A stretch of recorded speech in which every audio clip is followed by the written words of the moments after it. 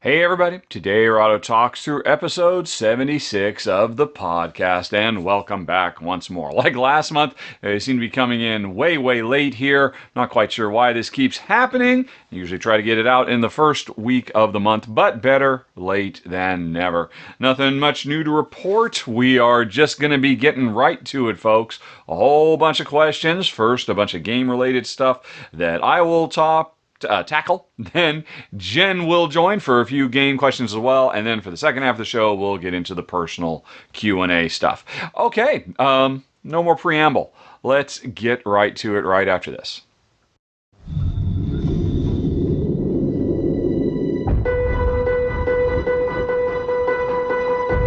Okie dokie, let's go. Starting with Gerard, who wanted to follow up on a conversation from last month to do with Kickstarter.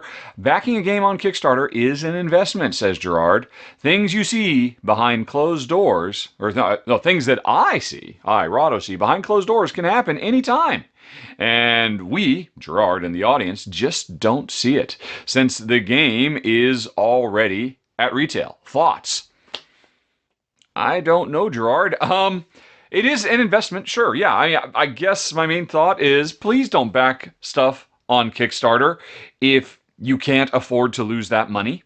It's very rare, of course, that games that successfully fund don't ultimately end up in the hands of the backers, but still, this is not a retail transaction. It gives you all kinds of warnings. What did I back the other day? I backed the new expansion for Edge of Darkness, and I mean, it drowns you in warnings saying this is not a purchase. You are making a speculative investment, and you have to know that going in. And if you're not comfortable with that occasionally, and Jen and I, we've had a couple of things never show up. The biggest one was Jen was very disappointed. She backed a really fancy, super special, stretchy dog leash that never arrived, and we've just moved on with our lives. And that was, I don't know, 20 or 30 bucks that we'll never see back. Not as bad as like 200 or 300 bucks, but again, I think the vast lion's share of crowd-funded board games do ultimately arrive. Sometimes very late, sometimes with some problems along the way. But I don't know, what is it? 95%? Probably even higher of certainly all of the ones that I cover, anyway, I should say. I imagine there's probably all kinds of little ones that nobody ever hears of that maybe somehow get 500 bucks and they hit their target, and maybe, I don't know. I don't really follow the stuff too terribly much. But if somebody wants to have a successful run at being a board game publisher, they are very incentivized to ensure they will ultimately get that game into hands. And I don't think anybody sets out to say, oh, I just want to come up with a clever plan to steal a few $1,000 from people and then disappear into the ether. I don't think anybody making a board game sets out with bad intentions, because there's a lot better ways to defraud people. But yeah, my thoughts are, please treat it like what it is, a speculative investment that will likely, but not guaranteed, result in a game in your hands at some point within a couple years later. And if that doesn't work for you, don't worry about it. There are so many games that come out every month direct to retail. We are spoiled for choice, as it were. All right. Will just wanted to know what happened to Tim Chun. Thought he was going to start doing rundowns for the channel. So did I, Will. I love Tim Chun. In fact, I still subscribe to him. He had a really cool video he just put up the other day about getting some of his board game photography in Walmart, if I recall correctly, or was it Target? And kind of doing a retrospective of how he started out. Anyway, Tim is great. I was super excited to have him on the board. I think everybody really enjoyed his first rundown for Fort, but it was a couple days after that rundown went up. Tim started working on another game. I don't remember which one it was. It was a big, heavy one though, like a big, super sprawly 4X type game. For the life of me, I cannot remember which one it was, but he got it set up. There was a little bit of back and forth, and I think it dawned on him how he didn't enjoy doing this. I mean, one thing I will certainly say is I was maybe a bit overbearing with feedback. Shay can certainly attest to this. When he first came on the channel, I gave him hours of feedback on test videos that he had done. And Tim, to get that Ford video out, we had gone back and forth on a bunch of stuff. He'd spent so many hours editing it, and I think he just realized, yeah, this was not just going to be a fly. I mean, you look at my videos and you think, oh, it's just all fly by the seat of your pants, just go, go, go. It's all super easy. But it's actually really, really challenging to do run-throughs the way I do. I try to hit all these particular beats that, ensure that players are getting a sense of what the game plays like, that you're constantly having to juggle all these different priorities and also still be entertaining and whatnot. And so, like I said, he started working on the second one, and the next day got an email from him saying, you know what? I don't know. I think I just dig my stuff better. And I'm like, okay, no problem. I would love to have Tim back. I'm a huge fan. I think he would do great. I would happily pay him lots and lots and lots of money to like I do with Shay. And coming soon, Ruel is going to be starting to do some run-throughs as well, and also Ryan. But he decided he just wanted to go his own way, and I wish him the best of luck. If Tim, if you're hearing this, I think you're awesome. And if you ever change your mind and you want to do some more roundups, I've got a list a mile long of games that I would happily have you cover. So anyway, that's it. Well, just sometimes it doesn't work out, and I think Tim had to do what made him happy, and I support him, and I'll keep on watching. Okay, Andre is looking at the Board Game Geek art series, where they take a game and have a different artist make a poster, which is different from the original game art. Andre got inspired to pitch me a game as a result of this. He wants me to take my top 10 games, or top 5, if it melts my brain, and tell us which other designer, so they'd like to see me re-implement the game. So you saw artists doing retakes on the art of games, and that make me want to have designers. Wow. and you're just taking my top 10 games of all time, as of whenever you sent this, although looking at the list, I don't think it's changed. Oh, all right. Feel free to skip any that you get stumped on, Andre then adds. All right, okay, to be able to do this, I think what I need to do is I need to get a list of designers. And the best way to do that, it's an interesting thing. If you go into Board Game Geek and you go to your personal account, where is it? There's a tab in there somewhere. Let's see. So if I go to profile, all right, let me go on ahead and bring this up so you can see what we're doing here, if you're watching instead of listening. All righty then. All right, so you go to profile, and then you go to stats, and then you can see games owned by designer. And so this is just a handy dandy list of what designers I guess you could say I love the most based on the number of games. I got a bunch of Michael Kiesling games. I've got a bunch of Knizia games. Those jump out at me. A fair number of Rudiger Dorn games. Interesting. Stefan Feld games. I probably have more from him than anybody else, I would imagine. Several Steve Finn games. Oh, a bunch of Uwe Rosenberg games are in my collection as well. Vladimir Sushi makes a big, Javier George makes a big splash. Right. So, all right, so Pandemic, of all of these designers, can I just say Stefan Feld for all of them? Actually, Stefan Feld does not really do co-op games. So who would I like to see? Oh, you know what? Okay. Actually, I'm not going to say universally, I'd like to see Stefan Feld redo all these. If I have to pick one, it's probably going to be Alexander Pfister. Because all of my top 10 games, or almost all of them, probably the biggest thing that's missing is what Pfister does so well. Taking really cool, interesting Euro-y style gameplay, but then introducing narrative story campaigns where you play through multiple. I mean, he's been doing this for years now. It's absolutely fantastic. And I would love to see him do that for a Pandemic. Now, again, he's not really a co-op designer, though. So does that make sense? Who is a great co-op designer? Well, of course, there's Isaac Childress. Who else is my go-to for co-ops? That is really interesting. No, but I'm just going to go and I loved Pandemic, the Legacy games, so much because they had really interesting storyline stuff. So I want to say Pfister, but I just don't know if he can do the job. Oh man, this is tough. All right, I'm gonna have to go to a different list now. Let's see here. What do I want?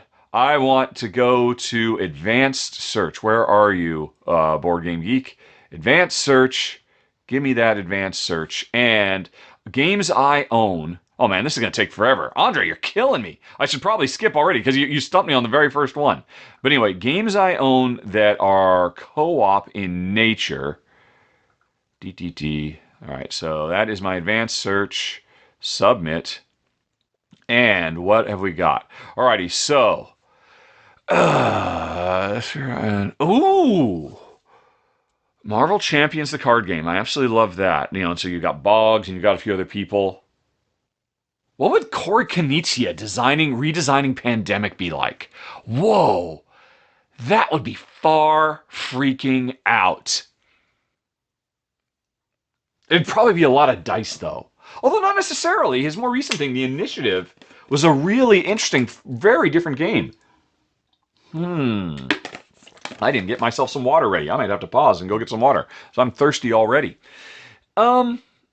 I'm going to say, Corey Konieczka, if you're out there, redesign Pandemic. That would be far out. Let's see. Then we have my number 2, Shadowrun Crossfire. Okay. Shadowrun Crossfire. I don't want anybody to redesign it. It's so perfect. What would I want to see different? How would I want to see Shadowrun Crossfire change? Okay, I'm going to go to Pfister. Because honestly, I don't want it to change at all. I just want to see a storyline that plays through, that plays to the fact that your character very slowly levels up. I'd like to see Alexander Pfister tackle Shadowrun Crossfire. Gloomhaven.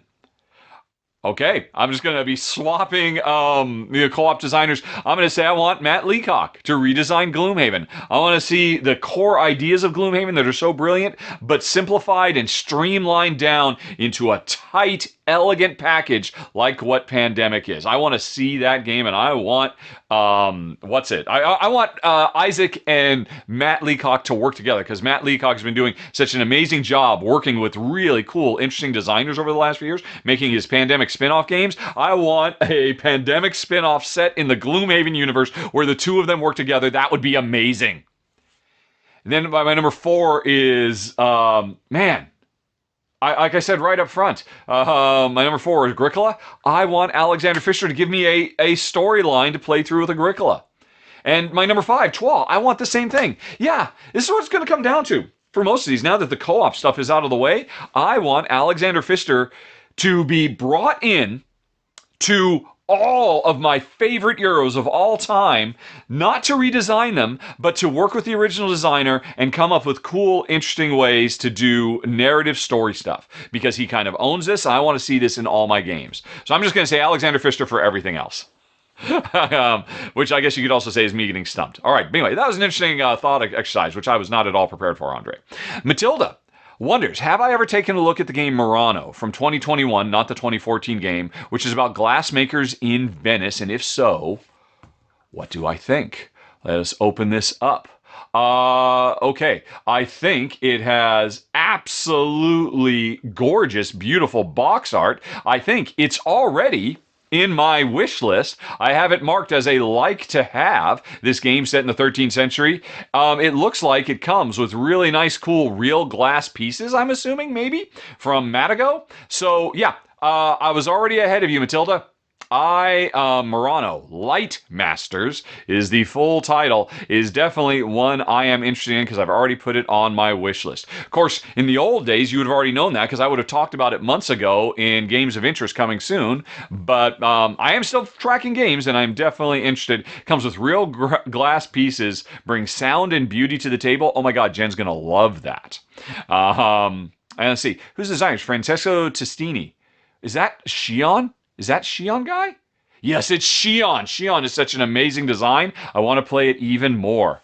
All right, so there you go. I'm very excited, Matilda. I assume you are as well. Hopefully now more people are, having heard about it on the podcast.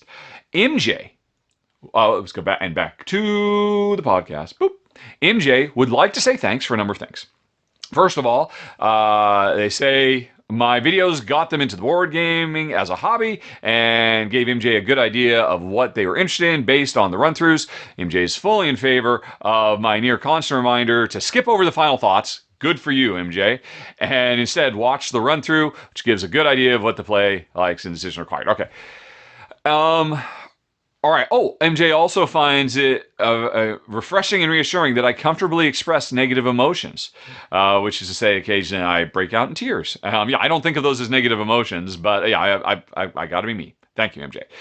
My decision to focus on highlighting women and minorities and all my collaborations is wonderful. Yes, I don't know if a lot of people have noticed that. Basically, last year when I started wearing Black Lives Matter shirts and other issue shirts, I started doing in my monthly top tens collaborations with women and and minority or people of color for all my top tens because I decided, you know what, I'd already over the preceding 8 or 9 years, I'd done tons of crossovers with other white dudes, and the industry has more than enough focus on what white dudes think of board games. So it's been something I've been very, very conscientious about, finding really cool, exciting voices and hearing what they have to say and spreading the word about them. Alrighty. My ongoing willingness to sacrifice short-term financial gain for long-term positive social effect through the shirts and donation buttons shouldn't be a negative to the bottom line. He's not seeing, but in the current time it is, so good for you. Thank you, MJ. I really appreciate that. Anyway, that's all I got. Please. So MJ had no questions. But just an appreciation. MJ, I appreciate your appreciation. Thank you very much. It really means a lot. You know, there are definitely a lot of ups and downs. I go through a lot more ups and downs these days doing the channel than I ever did back when I kept it simple and just kept it safe. But in the end, I mean, your messages like this remind me that it is worth doing. Thank you very much. Nigel says recently, publishers such as Isaac Childress and Yellow Games have published statements about Ashley Taylor's allegations against Greg Spence, the CEO of Broken Token, and other content creators such as Rodney Smith have shown support for Ashley and others in the situation. It is a terrible situation. I did see the blog that Ashley did talking about, you know, some of the truly horrific experiences she had, and and she's just one of many. So many brave women coming forward. And that's why Ashley came forward to try to lend her voice to others, so other people or other women could take comfort and solace. And I have nothing but respect for her. It's amazing. Anyway, Nigel wonders, in order to make gaming spaces as safe as possible for women and anyone who may feel vulnerable in the type of situation described as Ashley, do I feel it's incumbent upon anyone in the industry with a platform or wide-reaching audience publicly shows support for those who have suffered abuse wherever the abuse comes to light? Incumbent, no. Required, no. Worthwhile and noble and worthy, definitely, yes. Rodney Smith has my undying respect for staying on the front end, and thank you, Nigel, for bringing it up, because I think we all have the opportunity to try to be more supportive and more inclusive, and we have to listen. That's what it is more than anything else. You have to give everybody. And in the case of this one, the interesting thing is Greg Spence, who did shortly thereafter post a rebuttal, a self-defense. But in the self-defense, he said, "Yes, I had a sexual relationship with one of my employees." And that's it. Doesn't matter what you say after that. So wildly inappropriate. The power differential there is so incredibly unfair that, yeah, you were in the wrong from the get-go. And and these things coming to life are an opportunity, hopefully, for other, as often as not, much more often than not, clueless white dudes who are drowning in privilege and think they're just nothing but good guys and they can do no wrong, hopefully gives them the opportunity to stop and evaluate what they might otherwise think is okie fine, okie day, when it's not. So, I think it's a great thing for folks with a platform to try to use that platform to good effect. I don't think you're required to. I certainly don't blame anybody. I mean, as MJ mentioned in the last question, I have suffered, or I should say my channel has definitely suffered as a result of me taking the stances I take. And for a channel that's just, fledgling and trying to get growing, I can afford to suffer because I'm already in like the top 3 or top 4 of the industry. So I am willing, and I've gone through a lot of soul searching about this. Should I keep doing it? Should I just back off? Should I just drop the shirts and just, Rod, you just go back to being about games? And, Jen and I talked about it a lot. And again, the feedback I get on a regular basis makes it clear to me that I'm doing the right thing. The fact that I, through my actions, can provide a little bit of aid and comfort and solace and support to make some people's lives a little bit better is worth it just for that. But I can't blame anyone who's like, look, I want to make a living. This is my passion, and I don't want to to challenge that or to risk that. So I don't blame anybody for just trying to keep it simple, keep it safe. People got to do what they got to do. You got to do what's right for your own mental health.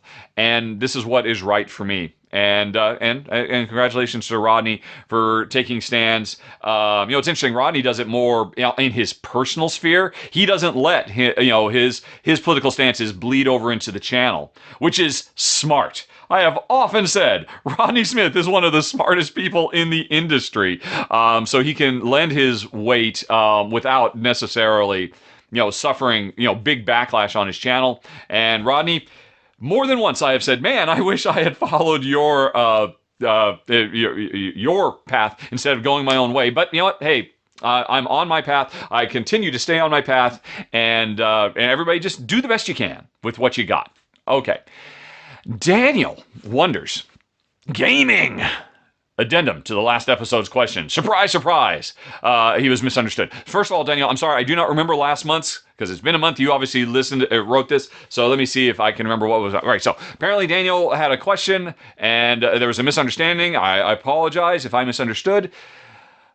Which I assume I did because you're trying to add clarity. 1. When Daniel asked about games being objectively good or bad, I didn't mean whether Brass is, as an example, better or worse than Gloomhaven. Okay, so you meant whether Brass is an objectively good game and another game that has broken strategies or horrible rulebooks or too much luck is a bad game. Oh, okay, so I misunderstood you. Okay. And in the same vein, whether Brass is a better game than another game. Oh, right. Okay, I dimly recall this because I think Daniel was surprised at some point at somewhere I said in a very hyperbolic way, and I probably said this last month too.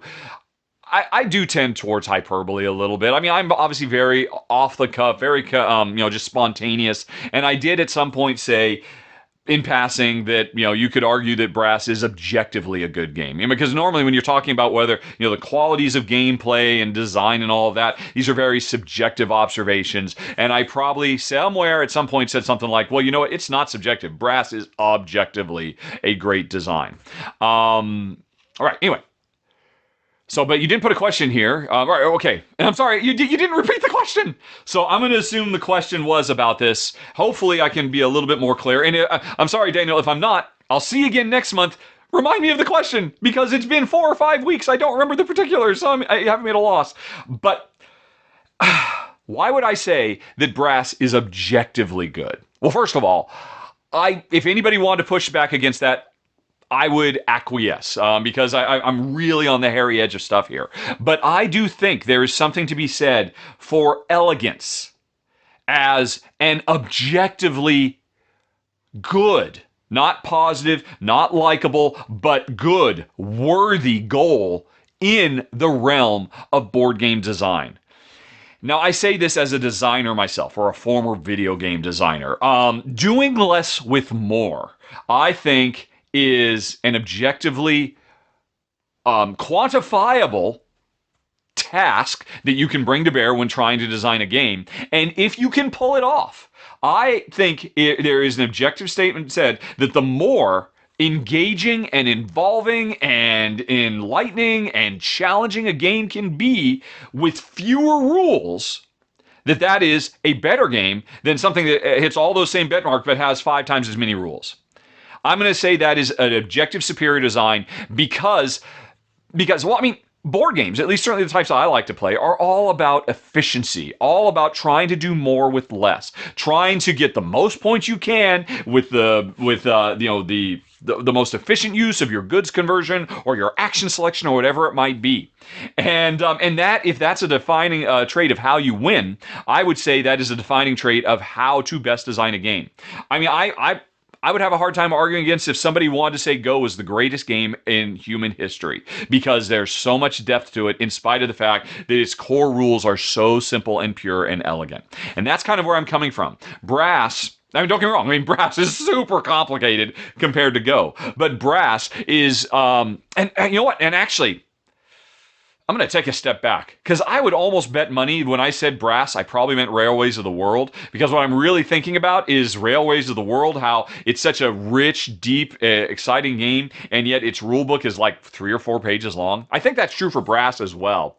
But I mean, I might have, this all might have been predicated on a mistake. That when I was saying brass, I might have been talking about Railways of the World, because that's the one. I mean, because brass does have, or at least the original brass, has some really weird, complicated, needlessly sloppy stuff that was Martin Wallace trying to adhere to thematic verisimilitude over pure, clean, elegant gameplay. So actually, I think maybe the whole thing was a misunderstanding, because I was almost guaranteed talking about Railways of the World, because I've always been so impressed by that game, how much there is with so little. I mean, brass I'm very impressed by too, because it's hard. You're going to play a card to do some stuff, but brass does get a little more complex. So maybe the whole thing was a misunderstanding.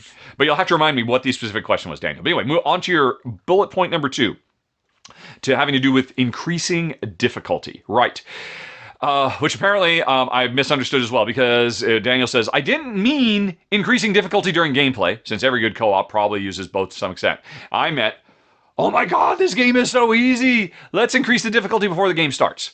And again, I'm sorry, you're not repeating whatever the question was, but I will continue with what you're saying. Gloomhaven increases the power of the bad guys by rotating cards to a new level. Spirit Island adds more abilities to bad guys. Right. So, I'm sorry, I don't remember what the question was, Daniel. Right. So, okay, you had something to do with my thoughts about how to increase board game difficulty. I'm sorry, I don't know the question, but my thoughts on this are, and I've mentioned this several times, I always try to, when I do coverage of a cooperative game that does not include baked in ways to increase and decrease the difficulty, I think that is a huge oversight. I would almost go so far as to say that is an objectively bad design decision that designers sometimes make with their cooperative games, where they just say, here it is. It's just one thing. Because in the same way that repeated play of a competitive game, if you and I play a competitive game over and over again, we're both going to get better. Our challenge level is going to increase because our opponent increases in the complexity of their gameplay and their understanding of the systems and all that. Cooperative games, which I tend to look at a cooperative game as still a competitive game, where I'm competing not against the other people at the table. We are all competing against the designer. It's like a one versus many game. It's all of us versus the designer. And the designer, as we get better at the game, the designer has to change their game to ramp it up. This is absolutely essential. And when games don't do this, and by the same token, when games don't have opportunities to say, hey, you know what, I'm not having fun playing against the designer in this cooperative game, he needs or she needs to ramp it down to have an easier difficulty level. This is absolutely crucial. And games that don't do this are making a big mistake. I shouldn't keep saying objective, but I'm going to do it. This is objectively bad design for a co-op that does not include smart and well implemented ways to adjust the difficulty level to match the player's skill level. I don't know if that was your question, but that's my thoughts on the topic. Alrighty. My throat is dry. Hold on, folks. I'll be right back. And I don't even know why I said hold on, because boop, I'm back. Oh, OBS, I love your ability to pause and then unpause and not create split individual files. Yay. Anyway, so who was next? Oh, Matt. This is more of a YouTube question, says Matt, but does watching an ad all the way through versus hitting the skip button have an impact on your ad revenue? I have no idea, Matt. No idea at all. My suspicion is not. No, my suspicion is it probably does make a difference, but to the term of a fraction of a fraction of a fraction of a penny. Because that's one thing you got to bear in mind. You watching the ad on my YouTube channel is already giving me a fraction of a fraction of a fraction of a penny, whether you watch it all the way through or you skip it. I don't make a lot of money off of the ads at all. What makes more of a difference is if you are what's it called? YouTube, it used to be called YouTube Red. Now it's called YouTube Premium. I mean, When I first turned on, I mean, for years I had just used ad blockers on YouTube. I'll admit it. I wasn't. I don't know. I don't think I was breaking any rules. Maybe I was. Maybe there's something in the user agreement you sign when you create your YouTube account that says you will not use ad blockers. I bet there's probably not. But anyway, for years I used ad blockers, and then when I eventually, because of our financial circumstances, had to turn ads on for my YouTube channel, and then I saw my first report, and I saw it was something like, gosh, it was ridiculous, like 20 or 30% of the total revenue I made was from a very, very, very, very, very tiny, tiny, tiny minority of viewers who were YouTube Red subscribers. And now it's called YouTube Premium. That day, I signed up for YouTube Premium because that is the best thing. I mean, short of actually going to my Patreon page and throwing a buck my way a month, which it doesn't matter how many videos of mine you watch in a month, throwing me $1 or $2 via Patreon and thereby getting a bunch of cool special behind the scenes stuff and voting privileges has a bigger impact than watching all the ads on all my videos when it boils right down to it. Because again, you got to bear in mind. I mean, I do get a decent amount of change. It is definitely financially worth it for me to turn those ads on, but that's only because my videos are seen by thousands of people. Tens of thousands, hundreds of thousands of people in some cases. And so it just adds up slowly over time. So no, don't torture yourself. If there's a skip button on the ad, just skip it, man. Unless, of course, you're interested. In which case, watch the additional 10 or 15 seconds of it. It probably helps a little bit, but if you really want to help, check out my Patreon. It's patreon.com/Rahdo. And I do try to make it worth your while with all the special stuff. Heck, if you only just want to do it once, go on there and say, hey, I'm going to back right now at the $10 level, which means you get to see a lot of cool exclusive stuff. And just do it for 1 month. For that 1 month, you can watch, 3 years worth of exclusive stuff, and then you can cancel it. And then do that once every year kind of a thing. That is really, ultimately, that kind of stuff adds up more than the YouTube ad revenue. All right. Anyway, Matt then wonders, in my run-throughs, I usually play as the second player, calling the imaginary player Jen. Even though Jen is not involved in the video, have I ever considered the run-throughs while playing with the real Jen, filming run-throughs? She could play with an open hand. You could still talk about turns. You could still... all right, okay. Several... thinking a real second player could potentially make my run-throughs more engaging. Yes, Jen has appeared. For several years, every month, we would do a live playthrough, and Jen and I would play, and Jen tried to get into the habit of articulating her thought process as well, but at the end of the day, Jen is not comfortable on camera, even though she's done it hundreds of times now. She does not enjoy it at all. And so we ultimately decided, she's like, I just don't want to do this anymore. So we stopped doing the live monthly gameplay. But if you want to see them, just go to jen.rahdo.com. JEN, period, RAHDO, period, COM. And again, you will see how many? All right, I'm going to go back. I'm going to just do a quick search. jen.rahdo.com. That gives you a playlist of all the videos, or most all, I probably missed a few here or there, that Jen has appeared in over the years. And there are 108. And almost all of those are gameplay run-throughs where Jen and I sat down and played a game. And almost all of them were live. Jen does still make an occasional appearance. It's normally when I have to cover games that are real-time. And there's no way I can actually demonstrate the functionality without having a human player there. So occasionally she still appears, but not very often. Okay, finally, Matt says they don't have dogs and cats, but they do have children, which are basically more expensive versions of pets. Those are strong words, Matt, but your words, not mine. In my pre-COVID life, did I have any opportunity to play games with kids? And if so, what games did I play? And did those experiences show you something different about playing games, typically when playing two-player adult-only games? No, actually... in my pre-COVID or post-COVID life, I very, very rarely have an experience to play games with anybody other than Jen. And honestly, I'm totally fine with that because I prefer two-player gaming the most. There have been a few games I've played with kids at conventions, and it's nice. I mean, I have to admit, I'm not really a kid person. No offense to kids. If I ever meet you, I'm sure you're wonderful, cool little people who are growing into wonderful, cool, big people. I've always just been a little uncomfortable about kids. I just don't know how to... because I've never really been around them.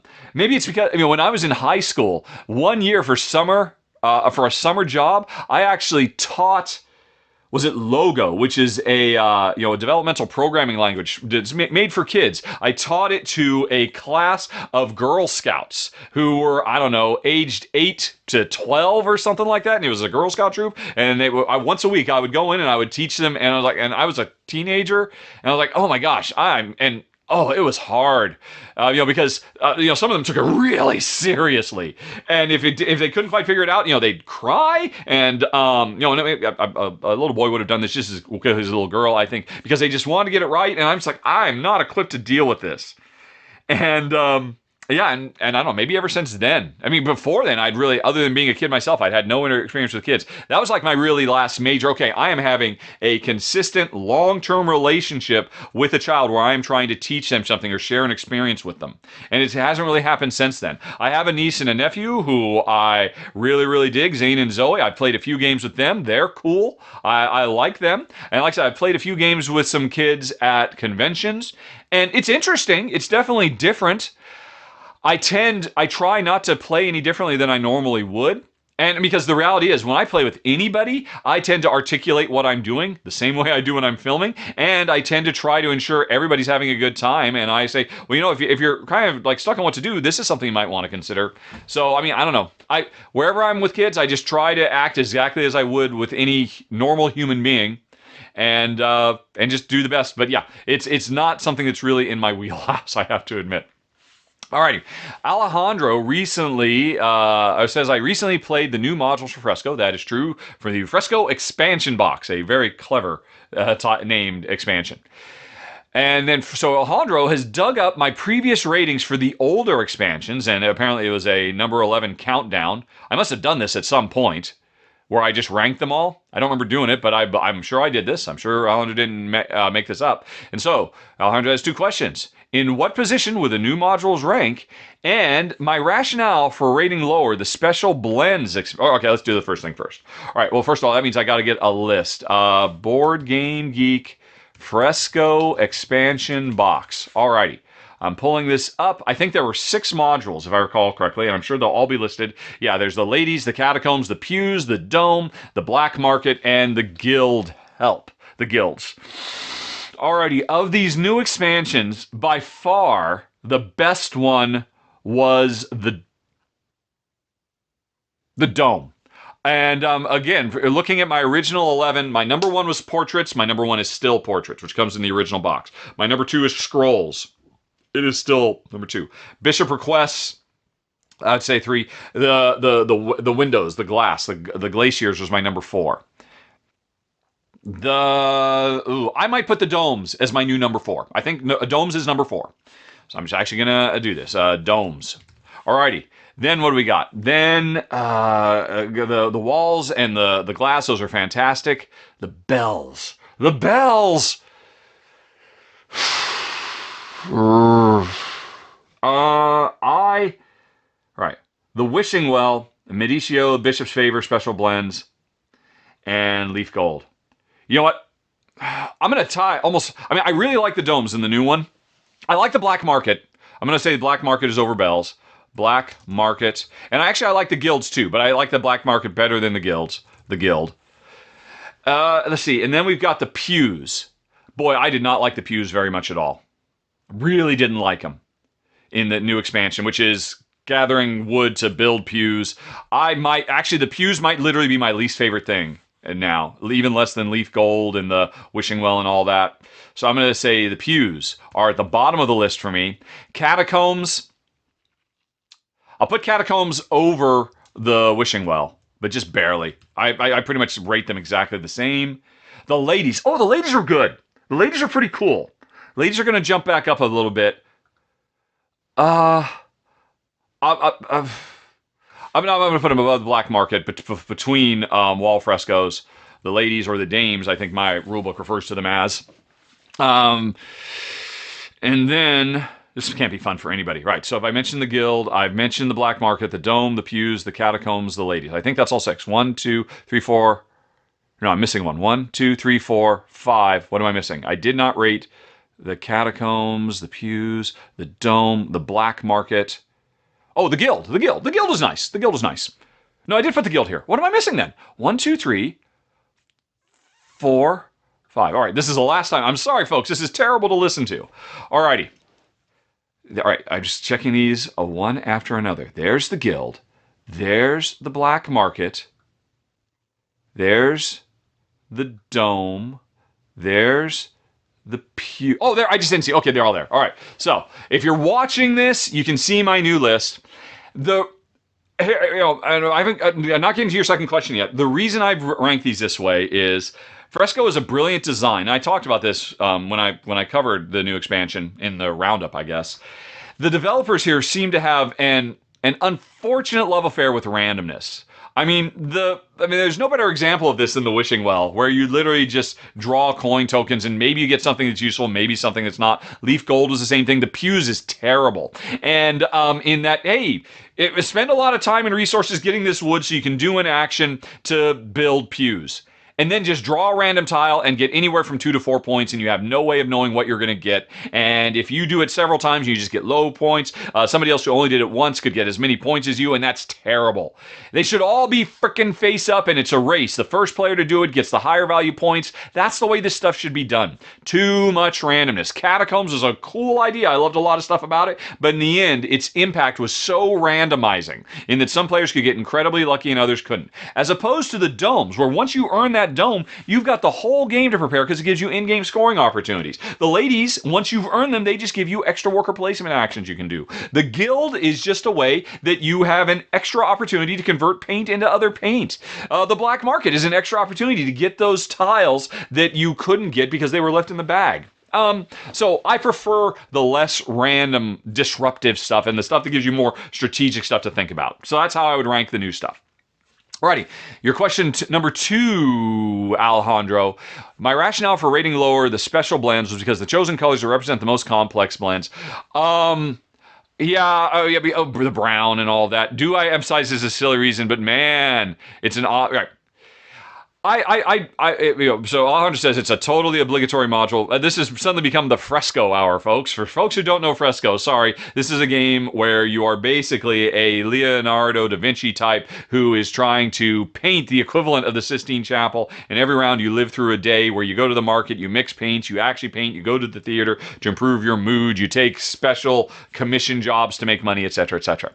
So anyway, so Alejandro says I was being a bit silly rating it so low because one of the things you can do, one of the modules is the special blends where you can convert the base colors into some advanced colors, like blue and red becomes purple, and painting with purple is more valuable. And there's a module you could turn on where you could mix those advanced colors into super exquisite, what are they called? The complex blends.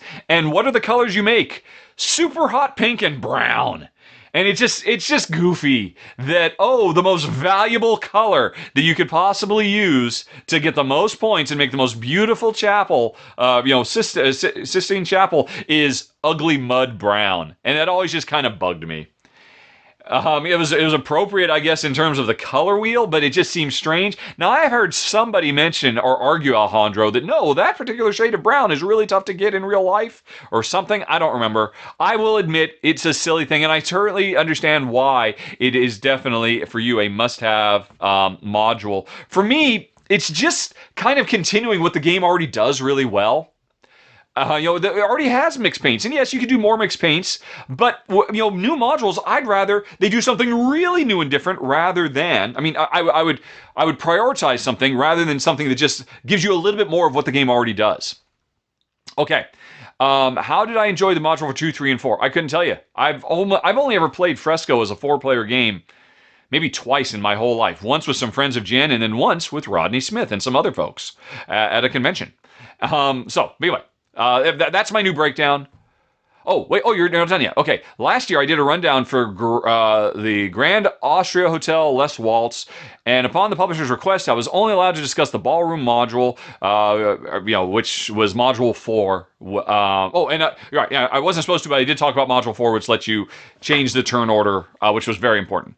Having played all modules so far, Alejandro have only enjoyed module 1, which we wouldn't always play with, and the extra content. We felt that many of the new modules were more relevant to higher player counts and not really needed for 2. How did you enjoy the 2, 3, and 4? Did the expansion increase your rating for Grand Austria Hotel? You have me at a disadvantage. I backed this because the publisher wasn't going to send me a copy. And I've got it, and I haven't. I mean, that expansion I had, I got to see some of the stuff, but we didn't play with it much. I mean, what was the module? I don't even remember what the module was. Grand Austria Hotel Waltz. I can type. Right. So what are the modules? Oh man, come on, Board Game Geek, don't list. Why didn't you list them? All right. I did think it was a really. I didn't expect it was going to make that much of a difference. The getting rid of the turn order snake, but it made such a huge difference, even for 2-player. I mean, the interesting thing, you don't need to buy the expansion. It's simple rules. I think the game came with a board to keep track, but it wasn't a little mini board. So what was the one I even talked about? Oh, Board Game Geek, you have totally failed me. And I already feel like for folks who haven't played these games, this is incredibly boring. And oh my god, Board Game Geek doesn't even have the rules, so I could look them all up. All right, I'm sorry. I can't say. I haven't played with them very much at all. I'd like to, but the problem is, since the publisher didn't send it to me so that I would do a review, I bought it myself. It's an expansion I will very rarely play, if ever, because at any given time, I've got 50 to 100 games that publishers have sent me, and I need to prioritize those. I bought it because I thought it was great and I wanted to own it, but I haven't had a chance to play it. I'm a bit bummed that your report is that they seem to be higher player count focused. I could certainly understand that. I hope I disagree if I ever get a chance to play it. In the meantime, I admit I'm very silly for even buying these expansions that I'll probably never get to play. Like I said earlier, I backed Edge of Darkness. This is the only things I back on Kickstarter are expansions that I'll probably never get to play until I retire from Rahdo Runs Through. Alrighty. Chris wonders, do I follow board game TikTokers? Answer, no. I know nothing about TikTok. I made a TikTok account to see if I should start doing stuff there. I spent like 15, 20 minutes looking around TikTok. I found absolutely nothing that interested me at all. I am not interested in sub 1 minute content and silly video memes. So I just right. Anyway, but you continue. Recently found there were some board game accounts on TikTok, and those following surpass those on YouTube. TikTok Board Games has almost 400,000 followers, which is more than Shove and Sit Down. Some of the videos have over 1 million views. I saw at least 3 other board game accounts that have over 100,000 followers, and there may well be more. Is there a different board game audience following these? Have I considered getting into? Well, I just kind of said I did consider at the time, and this was at the time when there was almost nobody. So I guess I'm an idiot. Obviously, I should have done it. But I don't know. I can't imagine what I do would be interesting. I mean, I'm long form to the core. And I'm not silly. I actually go out of my way to try not to be silly or quirky or funny. To me, it's always kind of cringy. I cringe at the thought of trying to be entertaining. I'm just myself. And myself is very long and pontificating and blusterous, and I just don't think I'm a good fit. What I've often thought I should be doing, and even if I wouldn't do it on TikTok, I should be doing it on YouTube right now, with YouTube pushing the shorts, which is basically their equivalent of TikTok, #shorts, is every time Jen and I play a game for the first time, after it's done, or maybe even midway, while we're halfway through a game, I should just get my phone out, and just quickly record 1 minute of, in situ thoughts. Here's what's happening in the game. Here's what we think so far. Here's what the game is. Boom. Out in under a minute. Based on what you've just told me, I should clearly be doing that. Do people make money off TikTok? I don't know. I don't know.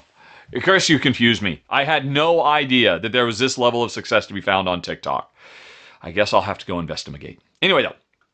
You've just listened, meanwhile, Chris says, to episode 75 and found the comparison of distilled and scrumpy campaigns very interesting. This is when I talked about why did 2 games about, making alcoholic beverages, one did so much better than the other.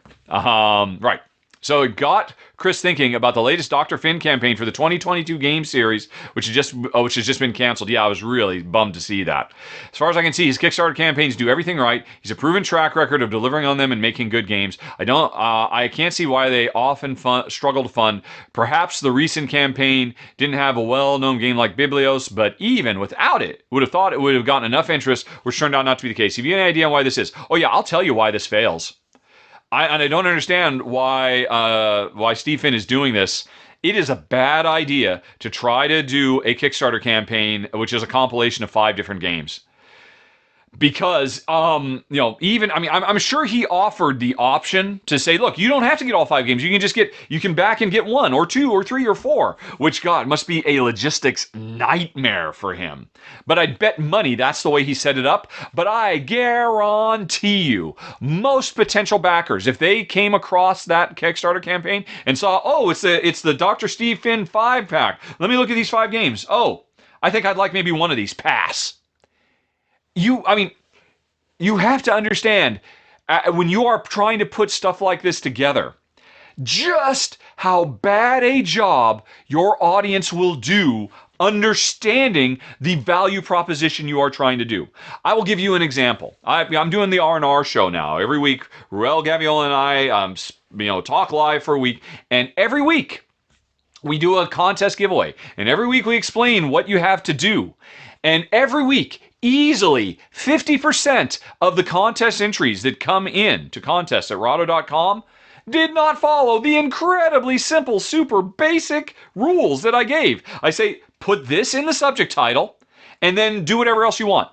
50% of the people don't do that. They put the secret word in the body of the message, so I've had to set up things to search for that. The most recent one we did, the one last week, I had to actually, hey, put the secret word in the title, and in the body, put the country you're in, because we need to know the country for the restrictions of the contest. And again, probably about 20% of the people just didn't do it. Just completely ignored it, even though Ruel and I repeated it like 10 times. And it was so simple. And here's the deal. I've just come to the conclusion that people are living their life, and they don't have time. Ruel and I gave a lot of thought about how to do this, and we tried to make it as simple as possible. It wasn't simple enough. And so, and that's fine. I do my best to try to ensure everybody gets an opportunity to invest. Even if they don't follow the rules, I still try to make sure every contest entry makes it where it's supposed to go, so everybody has a chance of winning. But in such incredibly simple rules, and people, as often as not, get it wrong. Because they're living their life, they just don't have time to pay attention because they're moving on to the next thing. So you have something like Dr. Finn saying, here's 5 really cool games. 1, that's overload. What? I don't have time to read about 5 games and figure out which ones I like.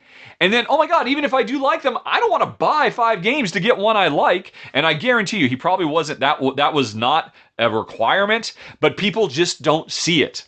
And so, him doing those yearly collections, he is setting himself up for failure.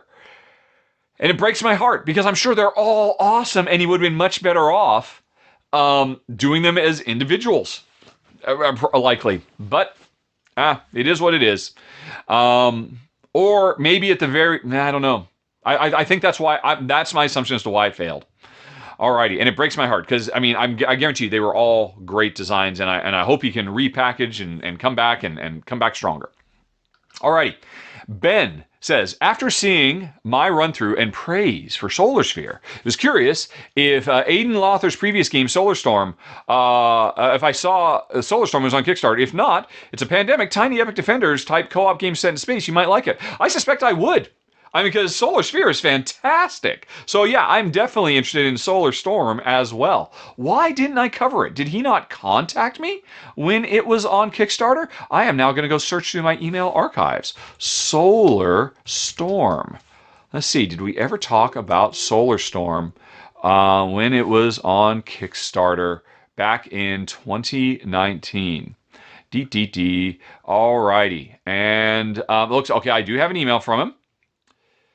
Okay. The reality was, when I moved back to the States and our cost of living skyrocketed, mostly due to United States absolutely horrific healthcare system, I had to start charging for my Kickstarter previews. And he contacted me, and I said, yes, I would like to cover Solar Storm, and here's what I charge. And he said, oh, that's not my budget. Maybe you can cover it when it goes to retail. And, yeah. Oh, wait. No, I take it back.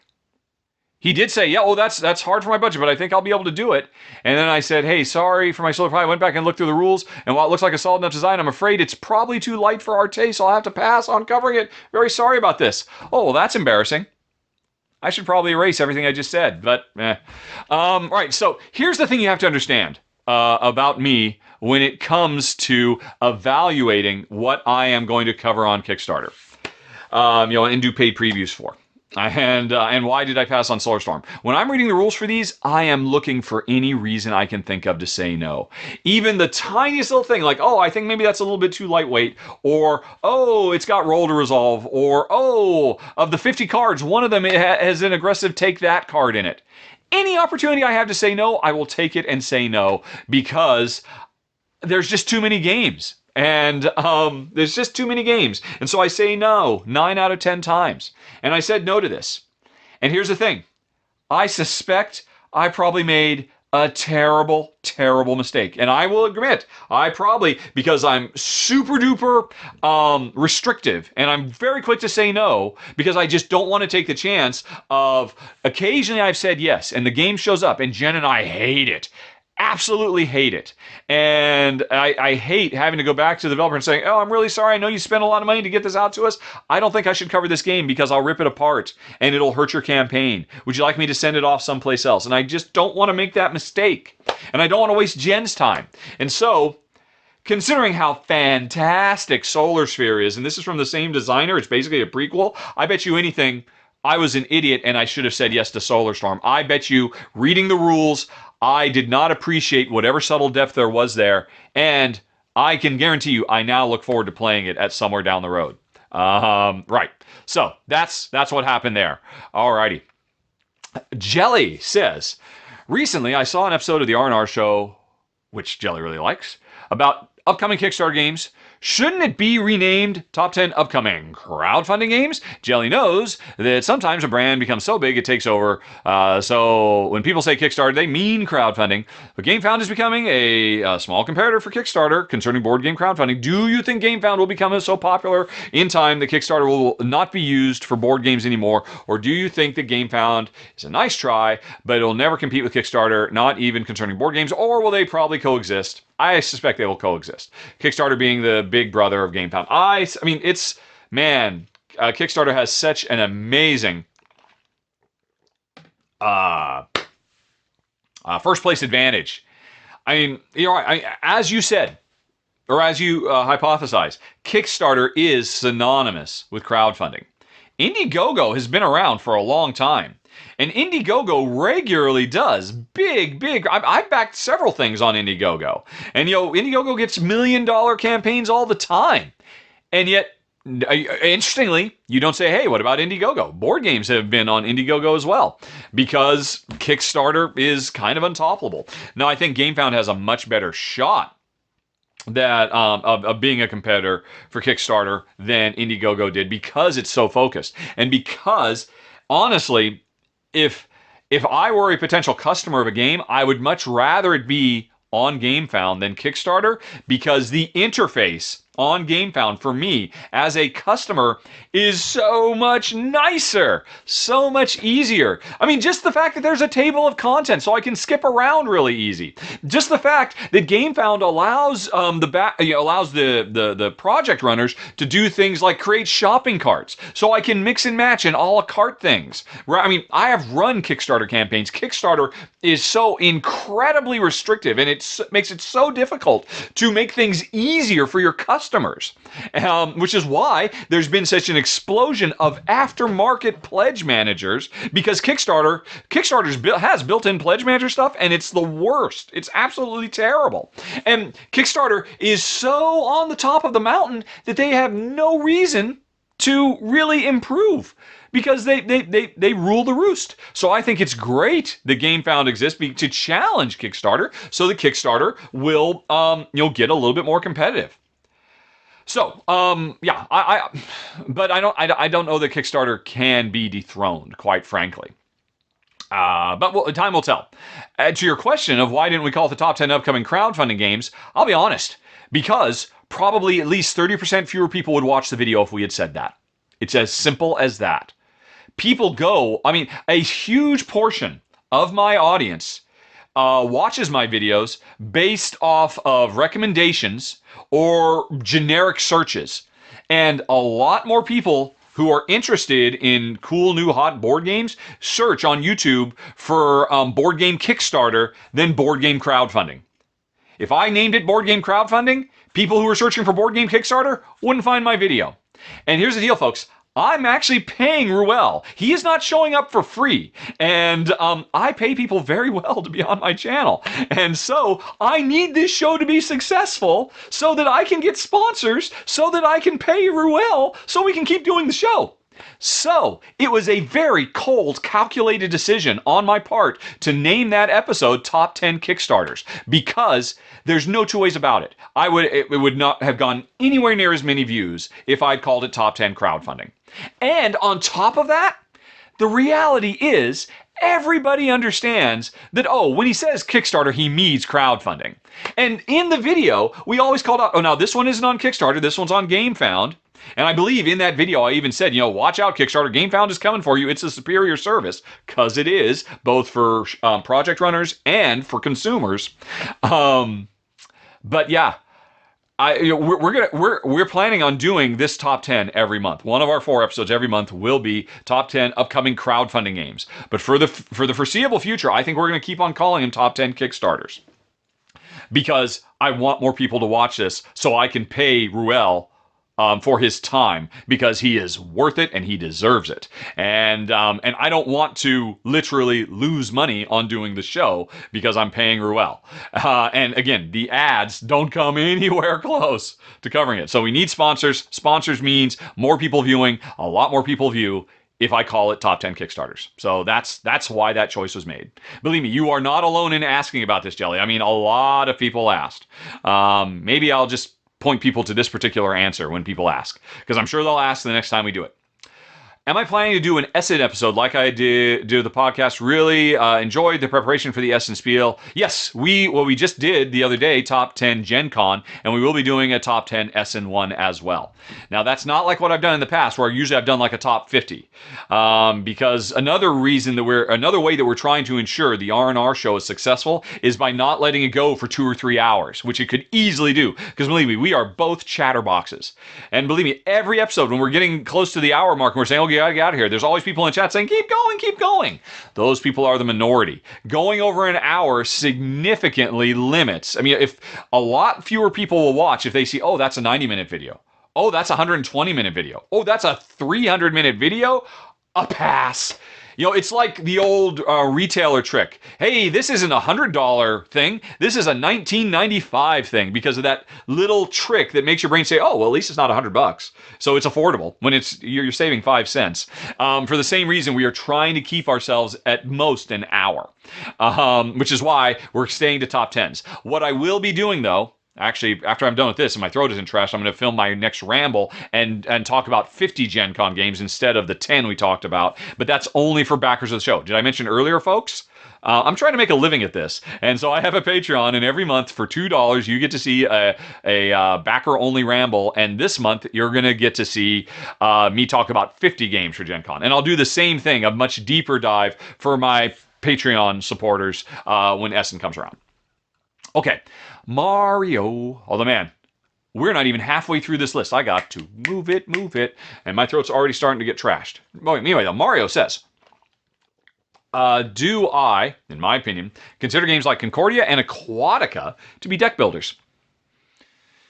No. I think from the letter of the law, yes, they are. You have a deck of cards. You are adding cards to that deck. That is during play. That is the very definition of a deck builder. I try to call them hand builders, though, because both of these games, the trick of it is, it's a deck of cards, but it's such a small deck that you pretty much hold it in your hands at all times. And so that's why I call them hand builders, but officially, yeah, they're deck builders. Anyway, Mario does not call them deck builders, considers them hand management action selection. Maybe more of the former. For quite some time, Mario has been seeing different people considering these games as deck building, which to me doesn't make sense. You don't have a deck. You do. A deck of cards. I mean, how many... I'm going to do a search. How many cards must be in a deck to consider it a deck? I can't imagine Google's going to give me something here. Right. No, there's people talking about 52 cards in a standard deck and stuff like that.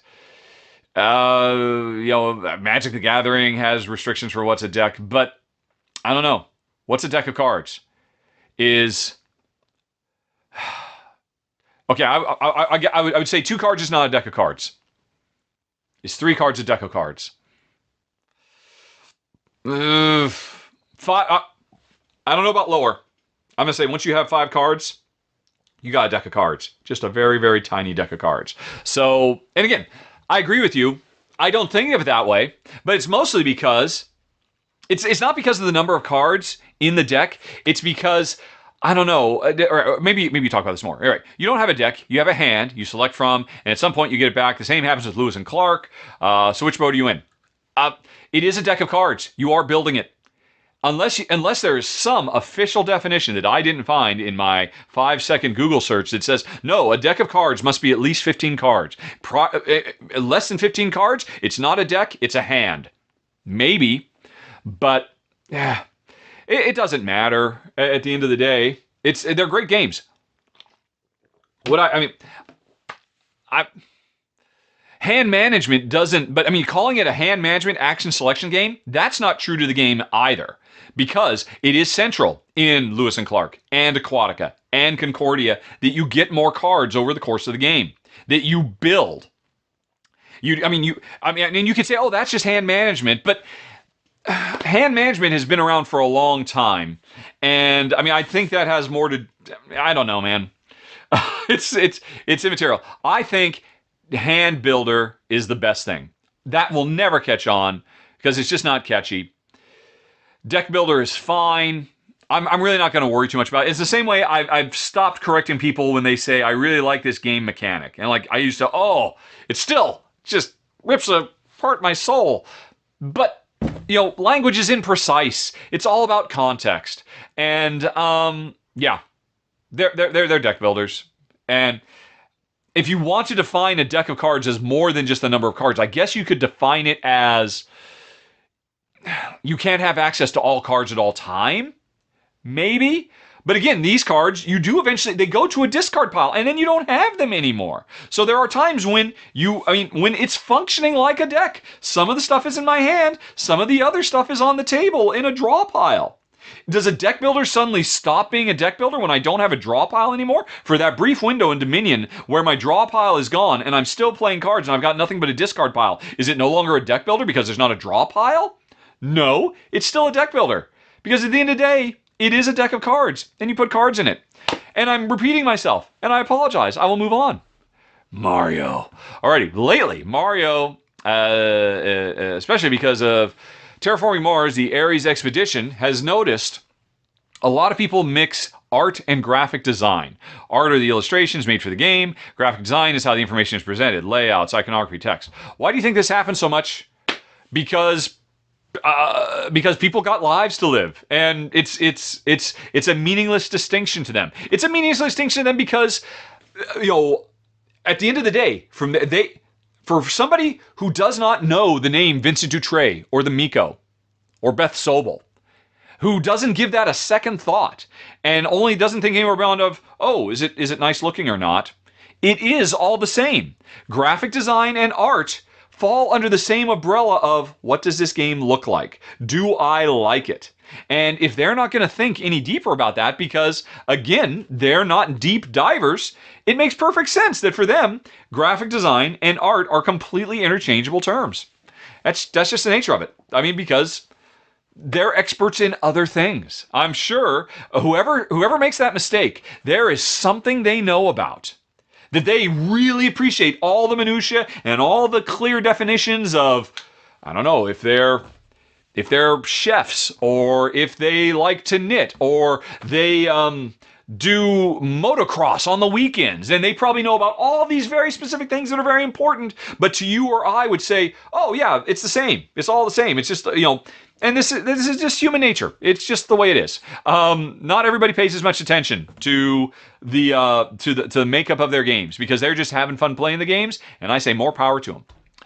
I have heard, says Mario, that when Rahdo, have talked about Race for the Galaxy, but never the expansions or the impact they have on both the game. What do I think of the expansions for Race?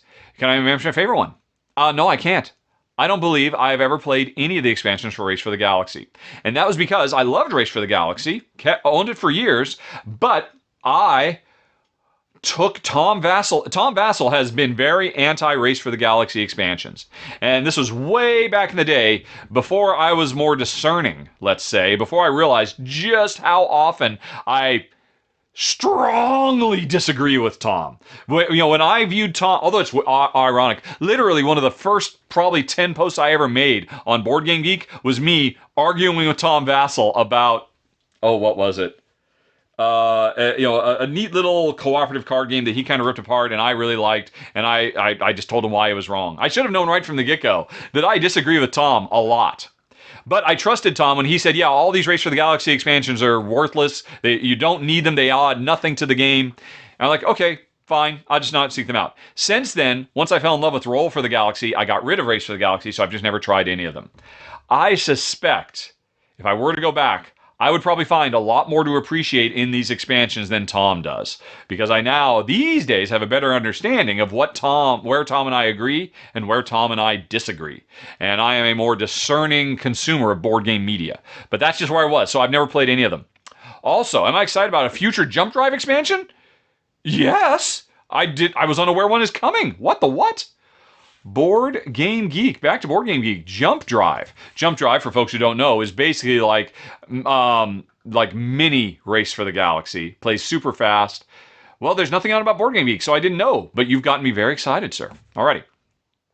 How often do I rearrange the front boxes in the background behind me? Am I making a profit on some of these spots? You can ignore the last one if you don't want to talk about it. I can't ignore that, Mario. It's right there on the screen. Come on, man. You know that I'm showing everything, so now I have to answer the question. No, I have not. And I'll be honest, I have given the offer to board game publishers. Hey, board game publishers, if you'd like to spend just a tiny bit of money, this doesn't have to be this game. That doesn't have to be that game. It could be your game. And literally thousands of people will see it floating right next to my head. And so far, no one's shown any interest. I'm really surprised because, yes, Tom does get paid to hang those boxes on the wall behind him. The Board Game Geek gets paid to put those boxes in his virtual background. And I thought, well, geez, a lot of people watch my videos, but so far, no one's shown any interest. So, board game publishers, if you would like people to see your game, I'm not charging hardly anything. I'm charging a lot less than Tom charges. So no one has shown any interest. I'm really kind of surprised. I think it's maybe, to be honest, because I don't just have a background with 3 games. I've got a background with, I don't know, what is this, 30 games? So maybe I'm not doing myself disservice, and I just need to literally plug everything with just black cloth and only have 3 games behind me. Maybe then people would be interested. Trying to make a living here, folks. Alrighty. All right. In different interviews, Mario has seen Tom Lehman referring to the misconception a lot of people do that they mix theme and setting. Paraphrasing him because I can't remember right now. Mario can't remember. The idea is it's something like this. In Pandemic, everyone says the theme of the game is the pandemics are spreading around the world and we need to find cures. But that's not the theme. It's the setting. The theme is actually survival. On the Beyond Solitaire podcast, Dave Turczi also mentioned a bit something about these terms. Can't remember 100%. What do you think about this? I think Dave Turczi and Tom Lehman are design geniuses. I've spent a fair bit of time talking to both of them in real life and had a great time. I enjoy their company. They are both wrong. They are 100% wrong. English is a sloppy language. It's all about context cues. Theme can talk about, can be referencing the I think no pun included also gets on this hobby horse as well, and they are also wrong. Theme can be used to talk about the underlying ideas that tie the artistic work together. You know, the theme of Citizen Kane is about obsession and loss, right? That's what Rosebud is. And and that's the theme. The theme is not rich guy, thinks a lot about Rosebud. In case you haven't seen, I'm not going to spoil Citizen Kane here. Yes, traditionally that has been the definition of theme. But you know what? When parents, for their child's 8th birthday throw a fairy tale themed birthday party? They're not saying that the underlying artistic structure of their birthday party has to do with, the dichotomy of fantasy and reality fairy tales. No, they're saying they're throwing a themed birthday party, or a cowboy birthday party, or a science fiction birthday party. Theme can mean what Dave and Tom are talking about, but theme can also be synonymous with setting. Let's confirm this, shall we? Let's do theme definition. What do we got here? Theme. This is just Google's definition. The subject of a talk, piece of writing, person's thoughts, exhibit, a topic. The idea that recurs or pervades a work of art or literature, which is what they're talking about. Number 3, give a particular setting or ambiance. And the example, the amusement park will be themed as a Caribbean pirate stronghold. Done. Words have more than one meaning.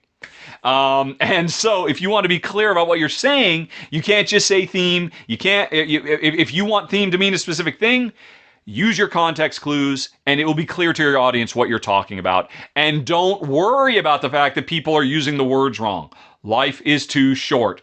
Language evolves. That's the way it's supposed to work. Those are my feelings on that topic. All righty. All right. Love you guys. From Vasco, game questions. Last month, Gerard or someone mentioned once again the topic of ratings changing as expansions come out. I explained that I see games and their expansions as a whole singular product and thus rate that product on some of its parts. And this might arguably be more justified for some games, living card games for example, than others, modular plug-in expansions that do not change the core game. Have I ever considered, continues Vasco, adding notes to each game, noting the rating of just the base game, and then however and so on. I could do that, but oh my god, it's a lot of work to maintain my ratings as it is. Going that extra mile when the interface for Board Game Geek does not make that easy. Trying to make anything other than just a rating number, it's like you got to go through like 10 different clicks, and then it doesn't keep it all in one place. So if I need to change stuff or update stuff, I could do that. I am certainly not going to do that. You're right. It could give people a more specific idea of how I rate each individual expansion, overall quality game, since I don't rate the expansions. That's true, but man, I just can't do it. There's just too much. So my suggestion is, if anybody would like to know, you can always just ask. I guarantee I will answer the question. I just rated in this very podcast all of the Fresco expansions.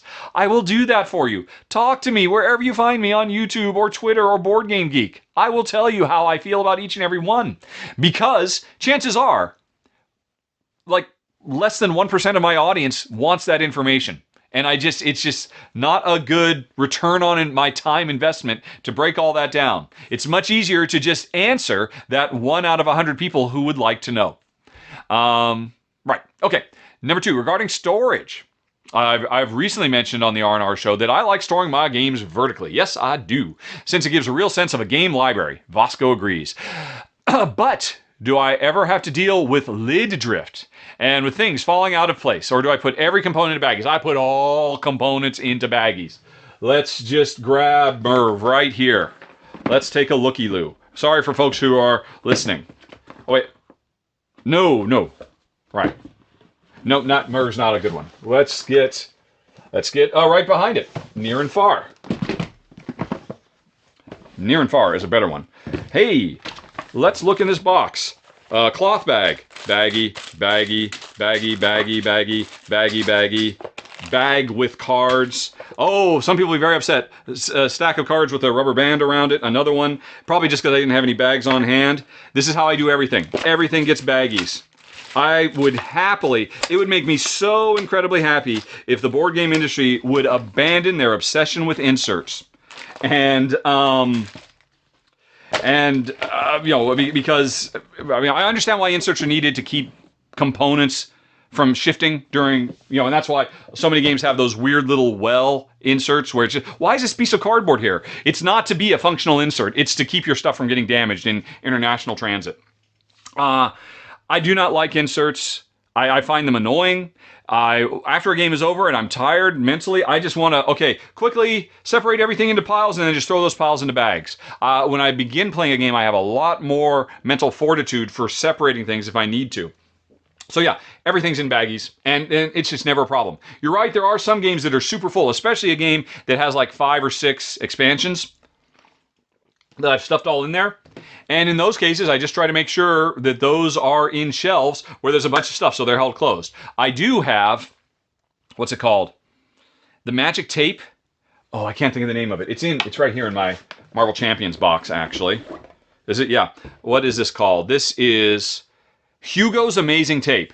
This is awesome. It's not tape. It looks like transparent tape, but it's actually strips of clingy plastic that don't stick to anything. The only thing Hugo's tape sticks to is itself. So I have, in some cases, used it to wrap a box tight if need be. But mostly, I just make sure the box is stuffed in there tight with other things, so it's just, hey, it's being compressed. That's what I do. That's what I do. Alrighty, and then finally, Vasco says Vasco had a jam-packed Deception Murder in Hong Kong with the expansion fully sleeved. Oh no, he's jam-packed Deception Murder in Hong Kong, everything sleeved in the original box without putting 500 cards into baggies, but rather using the original insert. And when I open it, they are everywhere. Let's go back to Marvel Champions. Let me show you how I do Marvel Champions. I have everything from Marvel Champions, every expansion released so far in this one box. This is what I do. Life is too short for sleeves. I don't like sleeves. I like holding the cards. Here is Thor. He's in a little tiny deck held together by Hugo's tape. Here is the Island of Dr. Zola. The whole thing in a little tiny baggie. This is how I do it, man. And if you can just let it go and just remind yourself, hey, they're just cards. They don't, they don't have to be, they're made for touching. Don't sleeve them away. I used to sleeve. I used to be a hardcore Magic the Gathering player back in Ice Age Fallen Empire's 3rd edition era. And I sleeved the heck out of everything, but I don't think it made me any happier, and I'm a recovering former sleever, which means I can stuff more stuff in my boxes and without the boxes going crazy. All right. Woo! Oh my gosh, folks, we're done because now we are on to Jen's personal gaming questions. Yay! So hang on. We'll be right back with the love of my life, Jen.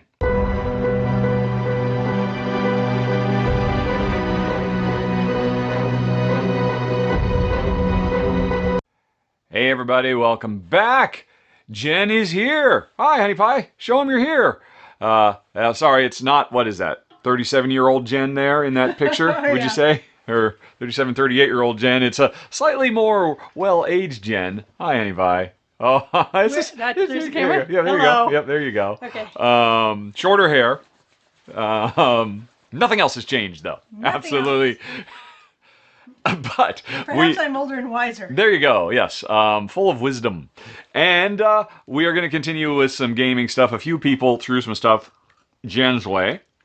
And we'll start with Errol, who I want to say thanks for the show and all of that. And all right, I wish I had the reach you do so I could follow in your footsteps. Thank you, Errol. Anyway, so Errol finds our views on games and most other things to be very similar for the most part and takes our advice on games. It's worked for him for the most part. Except Errol thinks he values art and graphic design more than me, I suppose, which is probably a little shallow on his part, but more than Errol's tastes are being similar. Errol's wife and Jen's taste seem to be similar as well. Boy, I totally butchered that. Boy, you are... Long story short. You need to get it. By the way, folks, I have not recorded. I have not been recording for however long it's going to be. We're just jumping right in here. I'll do the other game stuff earlier, so this is just a cold start. Anyway. And he doesn't even have a nice cup of tea to warm him up. No, I'm going to do my best. Long story short, Errol, who points out that he believes his wife and Jen share a lot of similarities, wonders, what would be my and Jen's top 10 games that have definitive ends. Now, this is from, I don't remember his last podcast or the podcast before, somebody asked, do you like open-ended games, or do you like them having a fixed ending? And we both said, you strongly said you prefer fixed endings. I kind of prefer them, but I could go both ways. Yeah. Like a certain number of rounds with some foreseeable ending, because we mentioned last month that Jen prefers to see endings in sight, just like Errol's wife, whereas Errol prefers, variable ends. So, honey, quick, make your top 10 favorite. Can't do that, but here's what we will do. I will go to YouTube, Rahdo Jen Top 10. Let me go on ahead and bring the Chrome browser up for folks who are actually watching rather than listening. And this is as of 2014, Errol, so it's a little out of date, but let's look at Jen's top 10 from back then. Spoilers. Oh no, this was the almost made it. We had to go to part 2. It was backwards. All right, so Jen's top 10 from 4. Now this will be interesting too, because this is an observation you have made more recently. In 2014, how many of your 10 favorite games have definitive, strict endings? Dungeon Pets certainly does. Dungeon Pets very clearly spells out exactly how long this game is going to play, as does Agricola. Now, Escape Curse of the Temple doesn't. No, Escape Curse of the Temple has a maybe the most specific ending, exactly 10 minutes after you start, no matter what happens. Tzolk'in the Mayan Calendar. What triggers the end in Tzolk'in? I know you're putting. No, that's a fixed ending. It's going to be a certain number of turns of that dial. The dial goes. I believe the game is over once the dial has done a full 360 degrees. Twice, I think. I forget exactly, but it's another fixed ending. Amerigo is not. Amerigo you love because of the cube tower and the cubes flying all over the place. But as I recall, that's got a variable ending based on how quickly the islands fill up. A certain number of islands filling up is what triggers the end of that game. So that is one where that's not the case. Bruges. What triggers the end of Bruges? Oh my gosh, it's been so long since I played Bruges. There's stuff around the edge. I think maybe a certain amount of the walls get filled up, or... Well, I mean, you're doing all that stuff, but I don't know if that's the stuff that triggers the end of the game, or if I honestly do not remember if Bruges had a fixed ending. I want to say it had something to do with, like, the town center. I just don't remember about Bruges at all. It's been... And actually, that's not true. We played Hamburg last year. I should remember, but I can't think of it. Pandemic, of course, does not have a fixed ending. Nope. But that's a cooperative game. Trajan has... We are going to go through a fixed number of events, if I recall correctly. Every round there's the events we have to go through. I'm pretty sure that's a fixed number. Hawaii...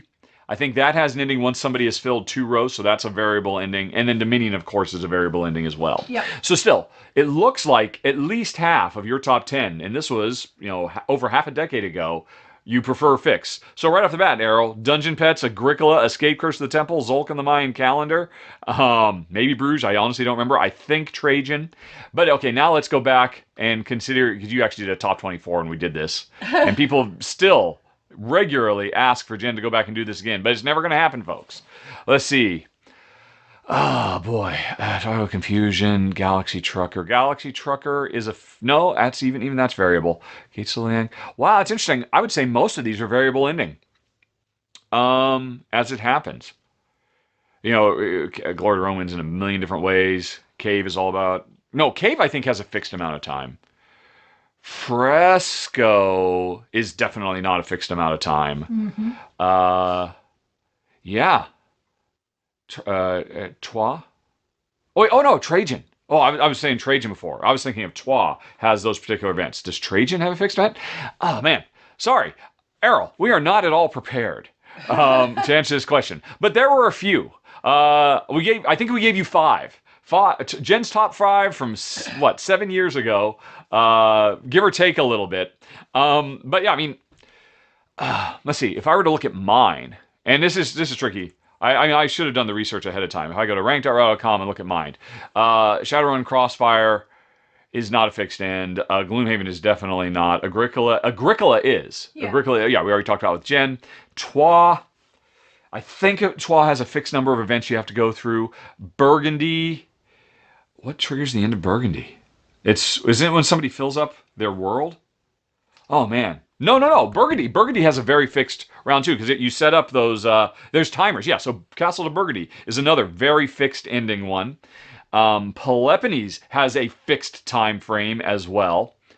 Keyflower has a fixed time frame. You know exactly when the game is going to end. Roll for the Galaxy does not. That could end whenever. Manhattan Project Energy Empire has a very fixed, specific time frame. Maracaibo doesn't. Dungeon Pets Project Elite is a fixed time frame. No, Black Angel has variability because players can drag it out or try to end it early. Maybe you can for Twa as well. But anyway, there's a handful. And I would say in most cases where it isn't a game where it's a game that has a variable ending rather than a fixed ending, those are probably going to be the exceptions to the rule for Jen. Like because, she really loves that cube tower, or because it's the game that got us into it, or various sundry things. So there's a handful. Hopefully that helps. Sorry, I should have done more research. But now we must move on to Kevin, who maybe has an easier question. Kevin loves board games. Introduced his wife to games. There have been some hits and misses with her. She prefers lighter games than Kevin. But one thing she is starting to dislike is she feels like she does not have a shot of winning. Kevin, tell your wife, I know the feeling. And as the one introducing the game and being the teacher, Kevin tends to do research about whether she'd like it, like watching my run-throughs or, rules videos. So that means he knows the game better when they sit down to play. The problem is, it's been made worse since you started logging plays. Yes, that was definitely a problem when we started logging plays too, and I could see exactly how much Jen was beating me by. Roughly 65% of the time. So Kevin's wife is becoming more competitive while at the same time wanting to play less. Because she feels she's at a disadvantage. And, Kevin loves playing for the joy of games that brings to him and others. But if she's not having fun, you'd rather not play. Kevin, this is like the exact opposite of Jensen and my spot. So, games are supposed to be fun. What are some things that Kevin could do to help the games be more fun and not so much about winning? Interestingly, she doesn't want me to stop logging the plays because apparently she is very competitive. Well, I don't know if that rules out the number one obvious thing to do, Kevin. By far, of course, is co-op games. I would rather play a co-op game any day of the week. In part because I feel like, one, because she's on my side, I have a better chance of winning as opposed to when she's against me and I have a better chance of losing.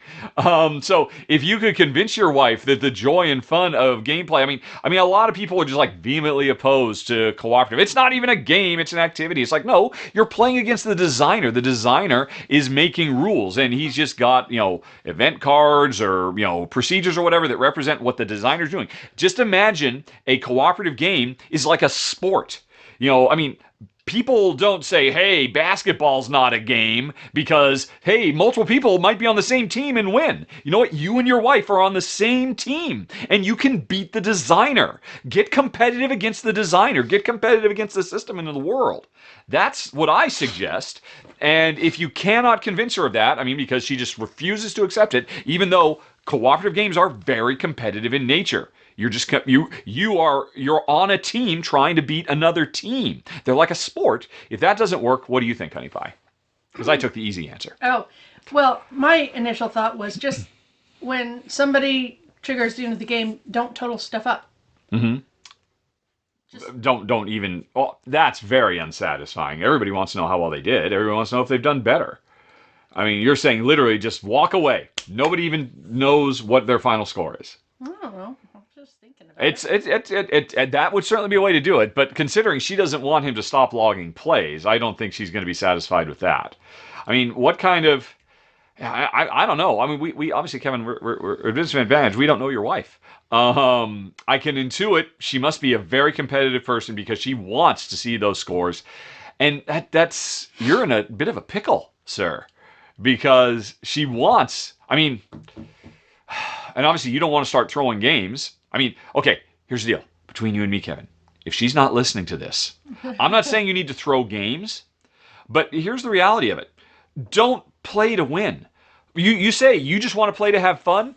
Play, next time you play some game that you both really like and you think you're going to beat her, just because of history, play some far out strategy that you've always wanted to try. And I don't even know if this strategy is going to work.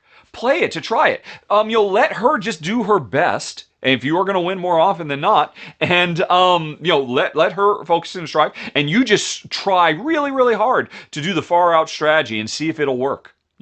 Maybe that's going to change things a little bit. I mean, again, I'm not saying throw the game, because if she gets a whiff of that, believe me, I don't want Jen to throw the games, even though I really do get demoralized about the fact that I lose a lot.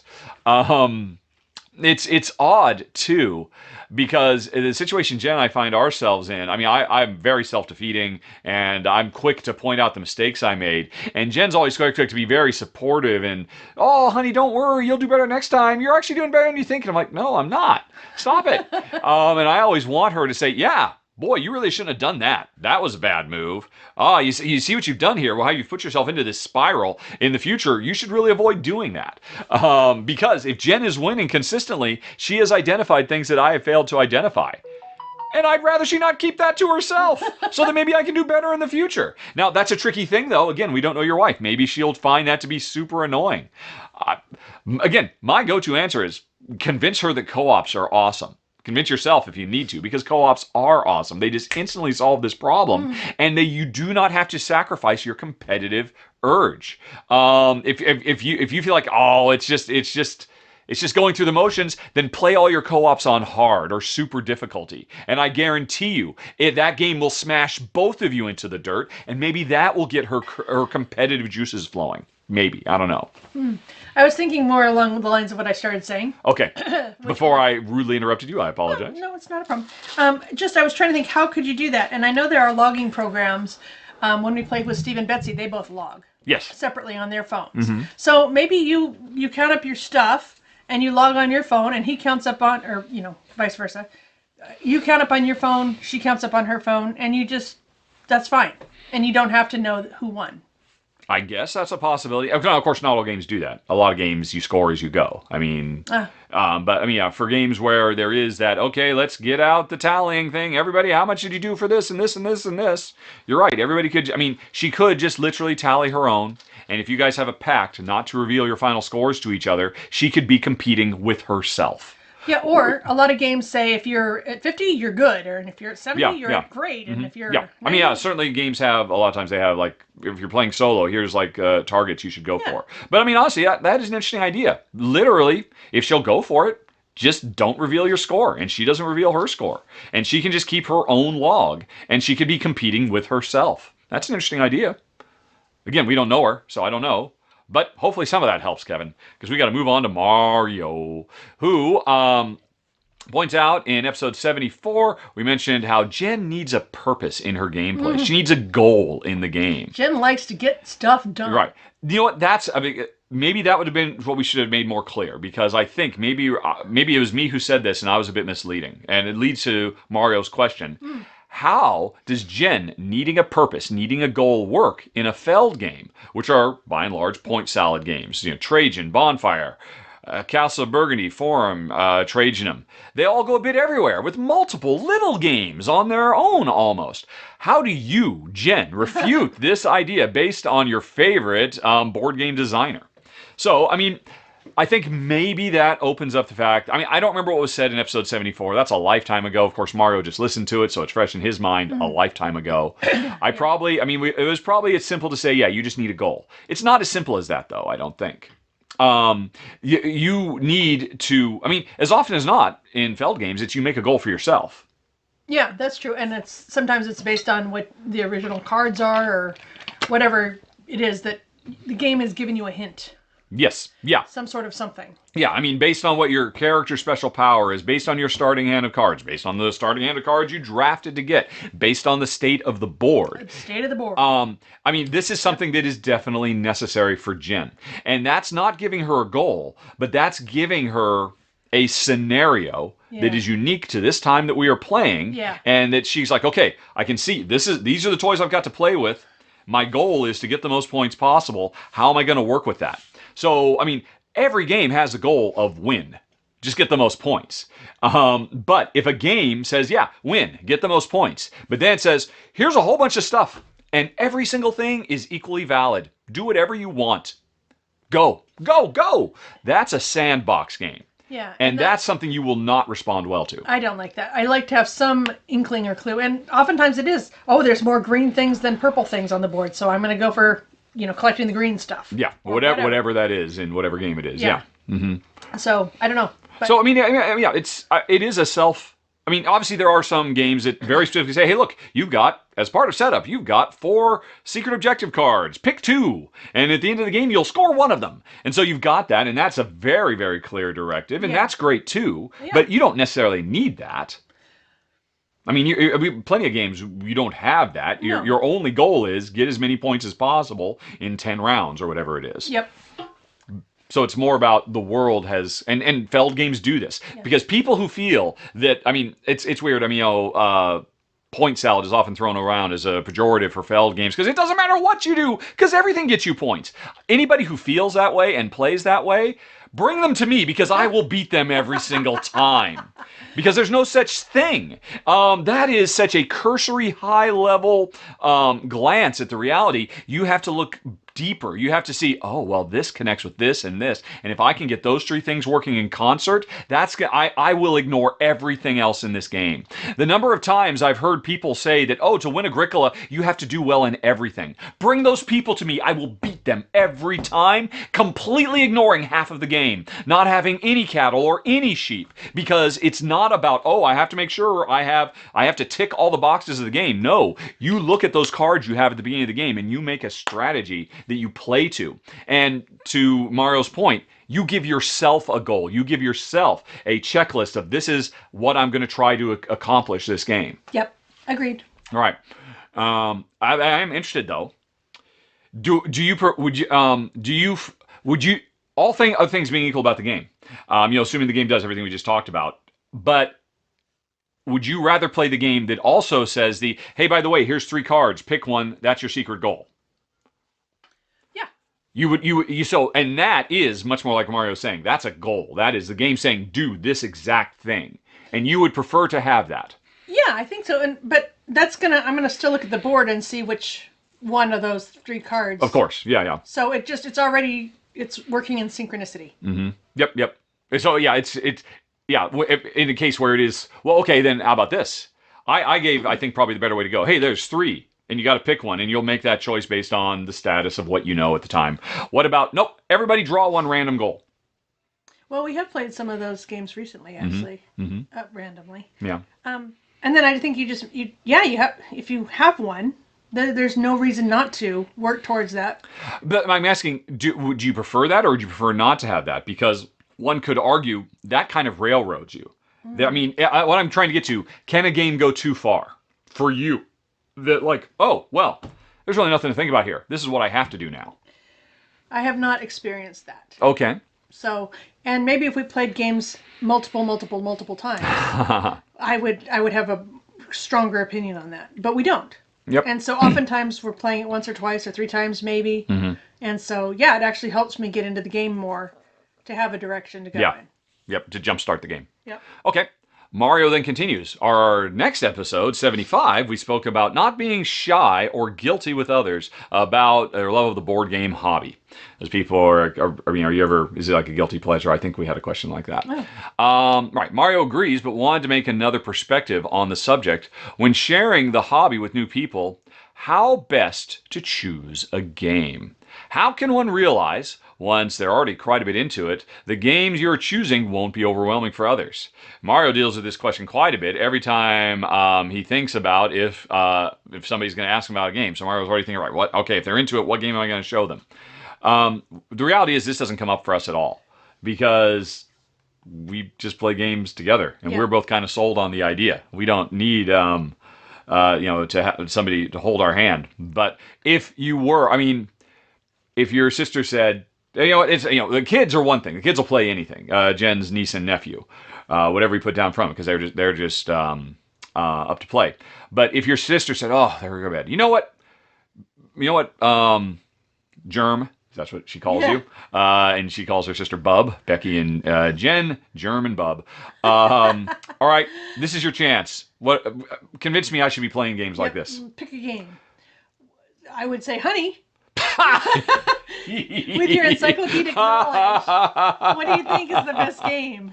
And I'm in a coma. Did I forget to mention I'm also in a coma? Shoot, you temporarily And she's just trying to comfort you by saying, look, I know you really want to play a game. What's a good game we can play to take your mind off the fact that your husband is in a coma? This just got real dark real fast. Wow, yeah. All right. Gosh, then it means I have to teach her the game. Yes. So it would have to be a fairly easy game. Yes. And a really fun one. Mm-hmm.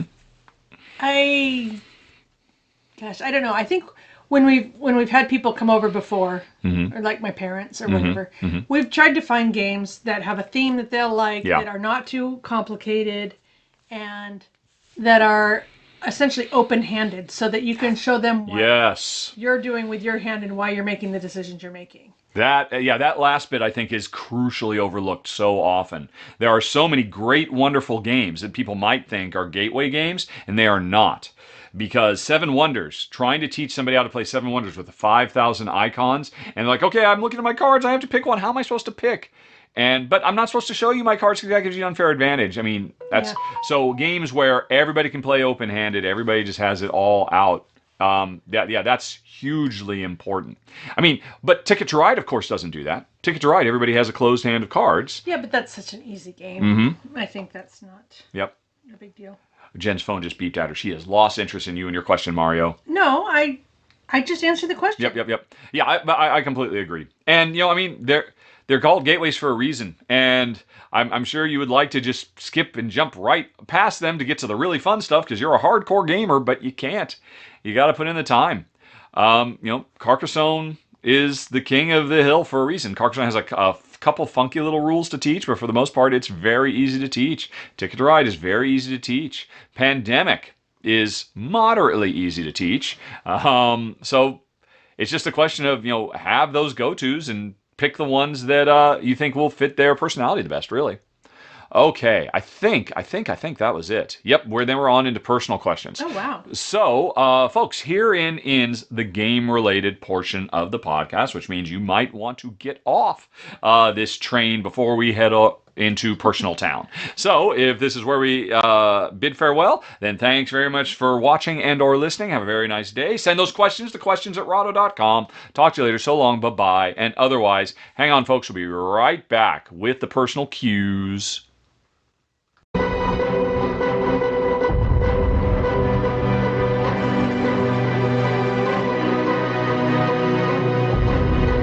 Hey everybody, okay, personal question and answer starting out with another Jack attack. Although, I think we have to retire that term because as Jack says, first, he completely respects our decision to take a break from the heavier topics. And Jack was certainly the origin of most heavy topics.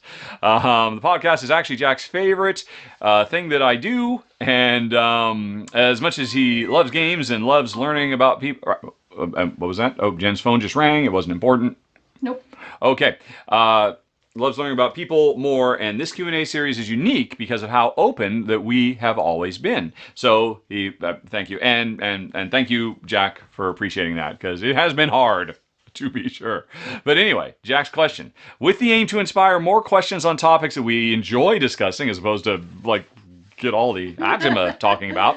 Yeah. What do we enjoy talking about most, Honey Pie? What do you wish people would ask you in these questions? What do you want to go on about? Oh my. Oh my, says Jen. Well, that's the stuff I talk about.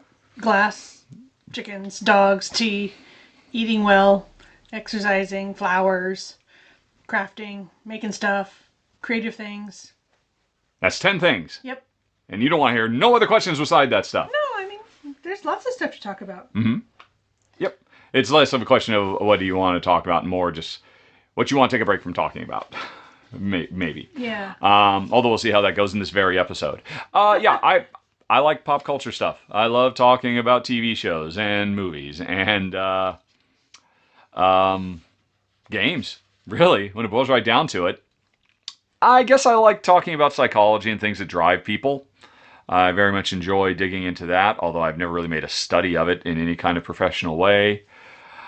I enjoy evaluating creative effort. I enjoy talking about the intricacies of creative project management, since that's what I did for so long, for 20 years, as a creative director in video game industry. So, I mean, stuff like that. But again, I don't know, if somebody wanted to talk about fishing, I do not enjoy fishing at all. I don't care for fishing. But heck, I could certainly talk about it because actually it happens I have things to say about it. So yeah, it's just at this point, with everything that's gone on for the last half year, I'm just trying to chillax. And I mean, I think there are certainly topics that everybody knows. Okay, well, there's nothing chillaxing about this particular topic, and so, but thank you for asking, Jack. I really appreciate it. Right, and Star Wars versus Star Trek. That's kind of where I'm at these days. Jack continues, as I was alluded last month. What word do you hate? It came up because we were both laughing that people hate the word moist. Honey, do you have a word that's like, oh, I can't stand that word? Just, fingers on chalkboard, that particular word. I would say rather than a word, I get impatient when listening to somebody who has not gathered their thoughts. Okay. And uses a lot of filler stuff. Like, you don't mean ums or...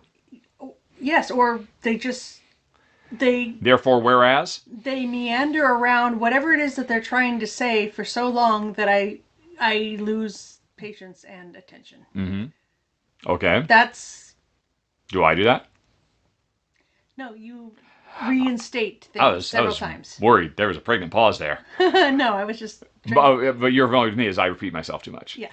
I do repeat myself a lot. Yep. A word I've never been fond of, it's in the gaming parlance, is tableau. And there's nothing wrong with that word, but managing your tableau, play cards to your tableau. I wish we had a better term for it. I don't know why. That one just gets under my skin for some reason. And moist does not bother me at all. Nah. But tell them about, you can't do seeds in pods. Yeah, I don't know what the word for that is, but there's a particular psychological quirk that, what is it? It's like let me see if I can find it. Uncomfortable with dots. Is it something like that? Yeah, a trypophobia. A strong physical and emotional reaction whenever they see patterns made of holes or spots. The bigger the cluster of circles, the more uncomfortable they feel. I totally have that in a big way. It has nothing to do with words, but it is an interesting. Do you have anything like that, honey? Anything that just gets under, I don't like cockroaches. Nobody who likes cockroaches. Some people do. They do like research on them and live with them and breed them and stuff. Mm-hmm. But yeah, so I don't have a problem with insects in general, but I really don't like cockroaches. All right. Okay. Ugh.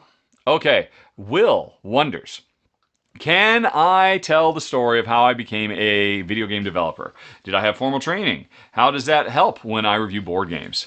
And Will is also enjoying the new R&R show with Ruel. Okay, I was at the University of Washington. My major was scientific and technical communications. I literally am trained to be a technical writer. My intention was, I wanted to be a programmer, but the math requirements at University of Washington were way too high. I was not going to do all this advanced calculus to learn Fortran. It just made no sense. And so I said, okay, well, hey, I can talk to technical people, and I'm a creative writer. How about I just meld that and become a technical writer? And I could totally do that. I could totally write board game manuals, I think. I've got a lot of training in that regard. But while I was doing it, I got a job at Nintendo as a gameplay counselor, which meant my job for 8 hours on the shift was talking to people on the phone who were stuck in whatever Nintendo video game they were playing, because this was before the internet. When if people got stuck, they went out and they bought... actually, strategy guides didn't really exist yet either. They were, just kind of barely starting out. So, because I ended up doing that job for 3 or 4 years, I did, when I ultimately was no longer at Nintendo, I had to find another job, and a former gameplay counselor had gotten a job at Asymmetrics, which was a startup company from Paul Allen, the other founder of Microsoft. And Asymmetrics' big thing, they were making a multimedia software kit that allowed people to easily, this is I think even before Visual Basic existed, easily create multimedia presentations. And so I got a job doing that because one of the premier things they want to show off, hey, look, here's an edutainment title. You can make educational games. And they're like, well, hey, I know a lot about games, and I had a friend there, so I ended up doing that. And I did just a lot of gopher work and like production assistant stuff. And but that didn't lead anywhere, but it was something on my resume. I then ended up going back into doing customer service because by now I had pretty much given up on college because I hated it. I hated paying all this money for... anyway. So I ended up doing tech support for Aldus, and then they got bought out by Adobe, so I did it for Adobe for a while. And then ultimately I ended up getting a tech support job at a little video game company, or interactive media company called Hyperbole Studios. And that was a small group of like less than 20 people in the company, and none of them played games, but they all realized, oh, we have to put more game elements in our interactive movies that we're putting on CD-ROM. How about we talk to that kid? The other guy we had for this, he's gone off to work at some other game company. Let's have the kid do it because we just landed X-Files, the interactive CD-ROM game. And so that was the first time I actually got involved heavily in actual proper video game design. But it was short-lived because it turned out there was this huge licensing dispute between Chris Carter, the creator of X-Files, and Fox Television. And for a year, there was no X-Files merchandise anywhere in the world. And so we stopped getting paid, and I had to leave the company. And that would have been my first game design credit. But with that under my belt, I was able to get a junior design position at Eidetic Studios in Oregon. And that was because my time in Nintendo, I had played so many hundreds of games, thousands of games really, and I had spent years talking to people about what they liked and what they didn't like about the games, what made them frustrated, what made them happy. I had this encyclopedic knowledge, including a very good knowledge of the old Sonic the Hedgehog clone, Bubsy. Bubsy Bobcat, and they were making a 3D Bubsy Bobcat. So, because I knew a lot about Bubsy and I knew a lot about what people liked about games, and I had a little bit of experience, kind of some practical, production assistance experience with these other jobs in between, then I ended up coming on as a junior designer. And after Bubsy came out and was deemed the worst video game of all time, hooray. Not too long after that, the head creative designer of the company decided to part ways with the company. And okay, well, who's going to be the lead designer on this thing? Okay, let's give it to the kid. And this time, when they said let's give the game design to the kid, although by this point I was probably 26 or 27, I guess, maybe. For this project, the funding stayed, and we actually shipped Siphon Filter, and so I was in the right place at the right time. It was certainly, people would argue that you make your own opportunities in this world, and there was certainly a portion of that, but I was also very, very lucky. It was a combination of everything I'd done up to that point. I did a lot of theater. I did a lot of customer service, talking to people on the phone. I'm very good at very quick, on my feet communication, and it turns out that's maybe the most important skill in my career, as basically being a cheerleader and keeping everybody moving in the same direction. And so that's the really quick version of how it happened. No formal training at all. This was a decade before Full Sail or any of what we now know of as video game design courses or development schools have popped up. This was way before that, because I'm very old. Alrighty. And does my former history help me when reviewing board games? I think so. A lot of people, maybe even most people, think, oh, Rahdo, he's just that shill who just says everything is awesome and doesn't really have a critical bone in his body. I don't believe that's the case. I think people who really do know my show pay attention and realize I go out of my way to try to highlight the things that are truly interesting or unique or creative or genre, if not breaking, certainly genre expanding about every game I talk about. And I actually do spend a fair bit of time critiquing a lot of the games I talk about, and I think a lot of that comes because I spent 20 years thinking critically about what is fun and what is not. And I think that really gives me a unique voice. Now, because I'm implicitly, inherently, unstoppably, and unflappably positive and upbeat at all times, because that was my job for 20 years. I always, no matter what was going on with the project, I had to be the shining light that said, rah, rah, rah, we're doing great, let's keep moving, charge! That's a part of me, and I bring that to the show. And I could certainly, a casual glance. What do you know? He said it's a great game. He clearly didn't say anything else. Well, that's because you're not paying attention, Rahdo hater. I actually go into detail about what makes and honestly, I think I have more to say about the actual design facets of games than a lot of my contemporaries. Many people would agree to disagree, but I believe that comes from the fact that I am confident there is nobody working in the board game media sphere who has spent multiple decades on the front lines of trying to make things fun for the most people. That was their career. So I think that does give me a unique voice. I just really puffed myself up quite a bit there. You want to bring me back down to earth, honey pie? No, because you're awesome.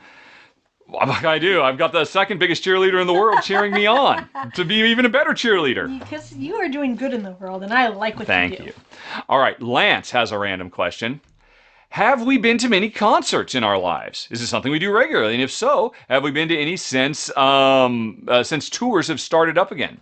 Lance has tickets to see Band of Horses, Little Baby, Triple Red, and as a vaccine recipient, he's excited to see live music. It's Trippie Redd, honey. Trippie Redd. Sorry, I don't know any of those bands. Oh, Lance, dear. you are much hipper than me. Hey, we had tickets to go see Brian Setzer. Yes, Brian Setzer, the Brian Setzer Orchestra. Yep. Right before COVID happened, but actually it wasn't. It was like 6 months before COVID. Yeah.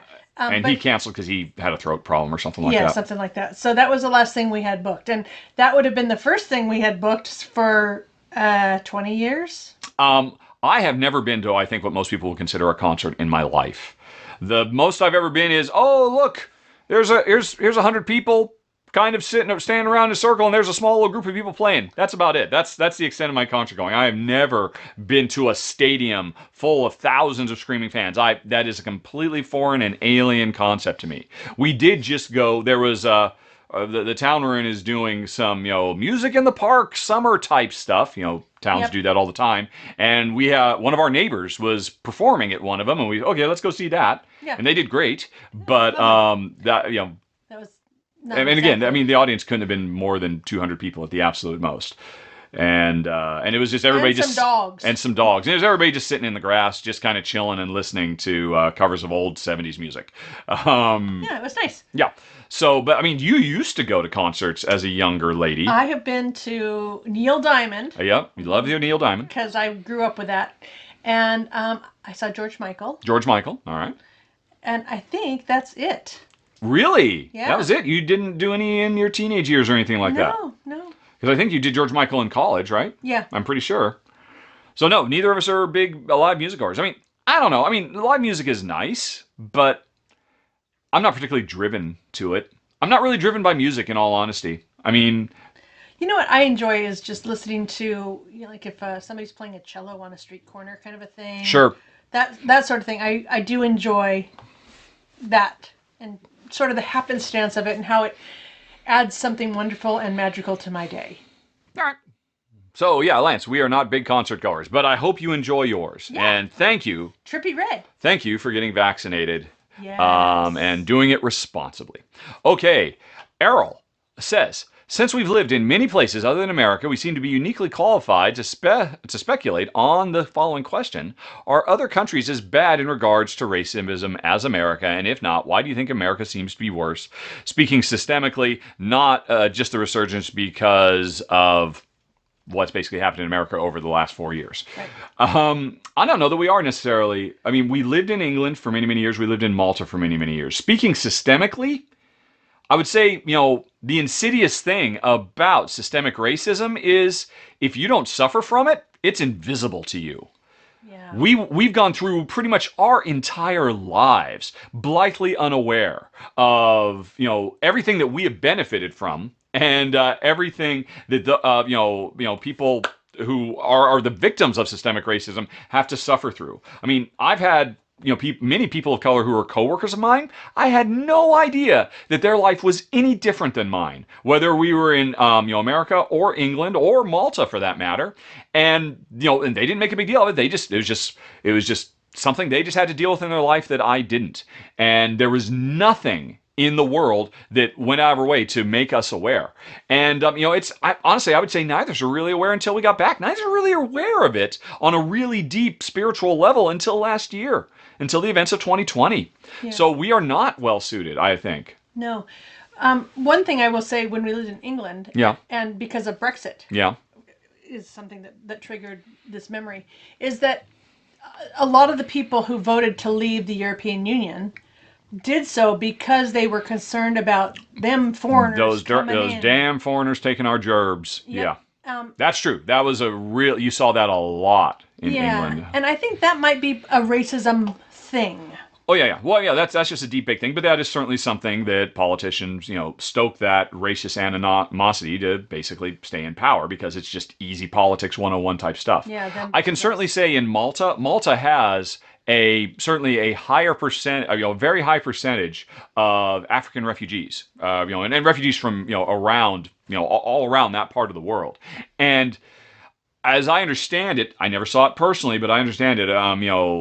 Very, very dark-skinned individuals walking the streets of Malta suffered a lot of, cultural racism. I don't know how systemic it was, but I mean, there were definitely issues. But heck, I was shocked the first time, a friend of mine in Malta, who I really respect, very smart guy, said, "Oh yeah, you can't trust those Southerners." Like, the people from the south of Malta? Yeah. Yeah, I mean, they're just backwards down there. And I'm like, this is like the second smallest country in the world. This entire country is less than a quarter of the size of a decent sized American city. And this is baked in on this level? That there's a north and south divide in Malta? Oh my God. Wow. Yeah, that was shocking to me. And it's just, it's what he grew up with. And it's just, we are a tribal species. Tribalism is what got us, to the top of the food chain. It was the drive, and it's unfortunately now it's a cultural appendix that if we could just get rid of it, because we don't need it anymore. Now it only holds us back. So I'm sorry to say we are not well suited for that, because we haven't lived that life. Yeah. We've been blithely unaware of it, and we're trying to do better about not walking through life with blinders on, as we have for most of our lives. Fair enough. Yeah. Yeah.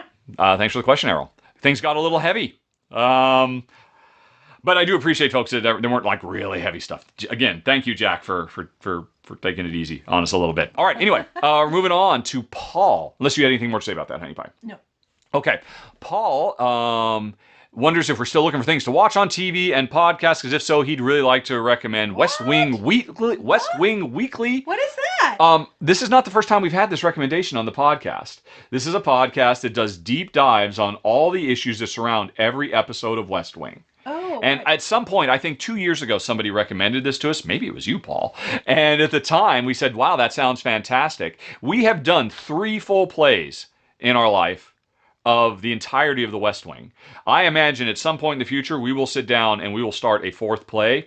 And this is on the list. That when we start whenever the next time that Jen says, okay, I just can't handle anymore. I need Josiah Bartlett. I need a fake president who's a good guy. Yep, I need Josh Lyman, and I need the lady. Charlie and CJ and everybody. I need them. I imagine we will be tuning it. We'll probably try and Jen consumes them 3, 4 a night. Like, no, honey, you can watch one, and then you can't watch the next one until we listen to the accompanying episode of West Wing Weekly.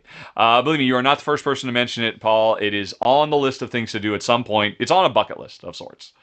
Alrighty. But anyway, question 2 from Paul. You just scrolled past a whole bunch of stuff. It was in making an impassioned okay, got it. Pitch for how amazing, and it is. I mean, I've heard nothing but great things. You are not the first person to pitch it to us. Question 2 is that when we move again, Paul would like to put in a good word for the Prestatyn, Northern Wales. And then he's got a bullet list of stuff. It's right next to the ocean, miles of coastline, an hour and a half away from a ferry that takes you to Ireland, hour and a half away from big cities, Liverpool and Manchester, train station, local artisan community, tons of board game groups. Paul is there, and he's got lots of games. So he highly recommend supermarkets that he talks about everything, delis, all of it, and his gaming group and his collection of 900 games are always welcome to come and play. Either way, he just wants us to keep Northern Wales in mind. There are cheese shops aplenty, vintage furniture shops, wonderful cafes. Cheese shops. He says it's a wonderful place to live. His only regret was that they didn't move there sooner, and fair enough. Here's one thing you didn't mention in your entire list, Paul. What's the weather like? I believe Wales is pretty moist. Yeah. And things are spelled funny there. They are. Well, I'm going to try and hazard a guess as how to pronounce Prestatyn. I think you did good. Prestatyn. Sure, we'll go with that. Yeah, we did look at Wales. We looked at Wales quite a bit. Although I have to admit, we mostly looked at southern Wales because it's at the southern end of the UK, and it's still much more sunny, much more of the year than Yeah. if you get up into the northern climes. But I did like Northern Wales when Oh we yeah, went yeah. and saw Snowdonia and stuff. That was beautiful. Yep, we did Snowdonia. We went. We have pictures of ourselves in front of that train station with the crazy long name Yeah, and the all of that. longest word in English. I Yeah, think it is. we in the Or it's 10. not even English. It's Welsh. We were in England for just over 9 years, I think, right? 8 years. Just over 8 years, somewhere between 8 and 9 years, and we spent a lot of time on the road. We went all over the place in Scotland and in Wales and in southern England, and actually, interestingly, we did very. Well, I don't think we did anything in northern England. We did a lot in the Midlands, Well, the Warwickshire, and all of that stuff. Oh yeah, okay, yes, we did. We did do the Peak District. Yep. That's true. Up near Harrogate and York and stuff. Yeah. Anyway, so we had a great time in Wales. We thought it was absolutely wonderful. And one of the things that really gave us pause was the weather. Yeah. Because Jen would prefer a little bit more sun in her day to day. But duly noted, we will redouble our efforts. And although I'm sure you've heard, I'm still pushing for Ireland all the way because, Paul, can Wales get us an EU citizenship? I don't think they can do that either, unfortunately. And that is something I personally would like. You have anything more to say about Wales, Honey Pie? Northern or southern? Nope. Or was it Wales? Was it Wales? Yeah. Yeah, Northern Wales. Yep. Okay then. Let's move on to Kevin. Kevin can't remember the episode, but a while back, one of Jen's words of wisdom was about privilege, and people not getting involved in politics and standing on the sidelines. And she mentioned how that had really hit home to her. I mean, it's so powerful, folks. If you haven't seen it, go to twitter.com/Rahdo, my Twitter account. It is literally pinned at the top. I personally found that particular quote about the privilege that some of us are lucky enough to carry, and what it means for us and other people. Anyway, so you can find it there. But anyway, so Kevin continues. When Jen had mentioned she was going to stop standing on the sidelines and start trying to get more involved, how has that gone?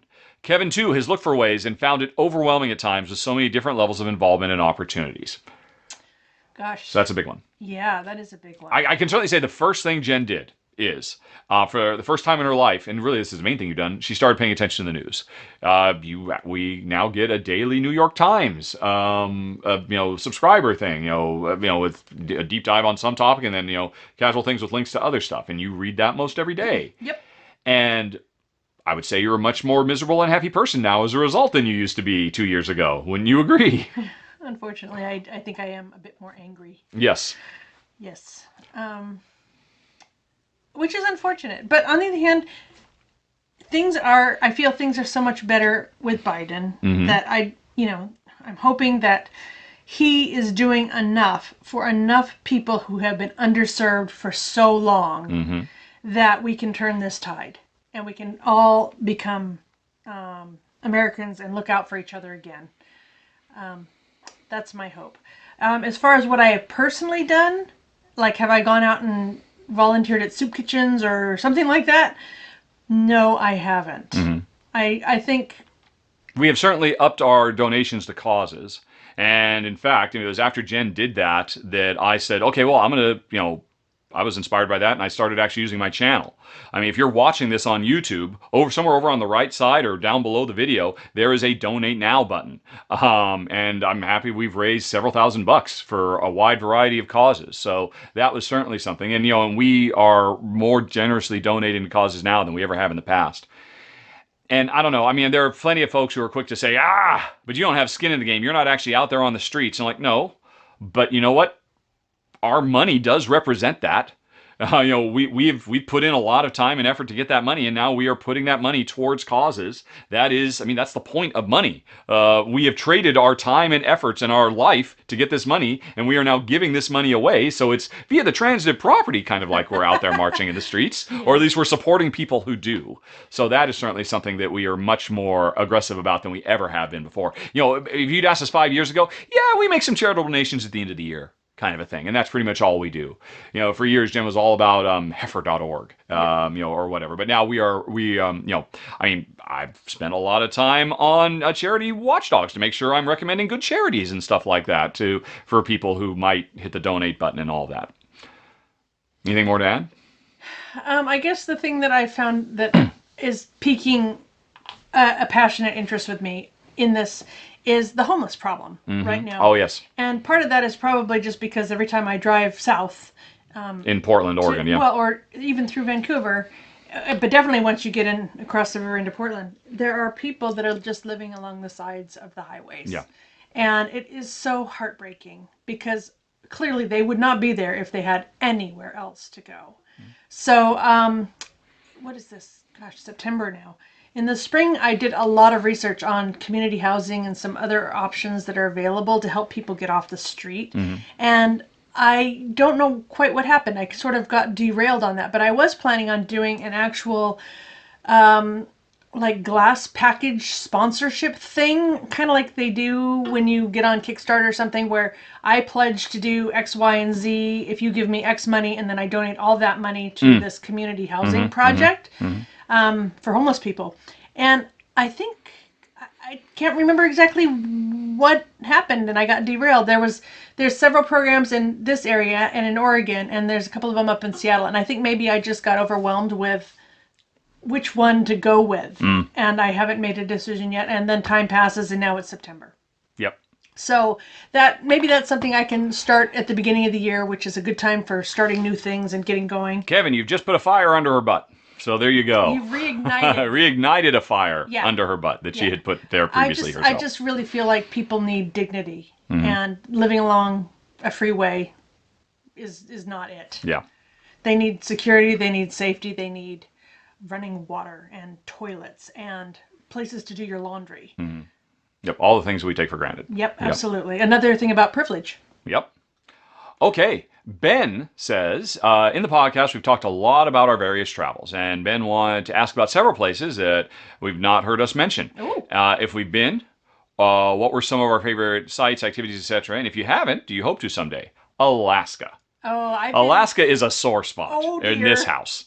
Well, yes, but I'm happy because I went and he didn't. He was working too hard. Yep. When was that siphon filter? It must have been, yeah. It must have been in the late 90s. You went on a week-long Alaska boat tour, or maybe it was 2 weeks or something like that, was a little bit more than with that. a friend of yours and their family, and you kind of tagged along. Yeah, and to this day, she'll still say how it was one of the most awesome experiences she's ever had in her life, seeing all the glaciers that are all gone now, or are no longer anywhere near as amazing as they were when she saw them back in the late 90s. Yeah. Yeah. That was incredible. Yep. So, yes, I thought Alaska was amazing. And I've never been.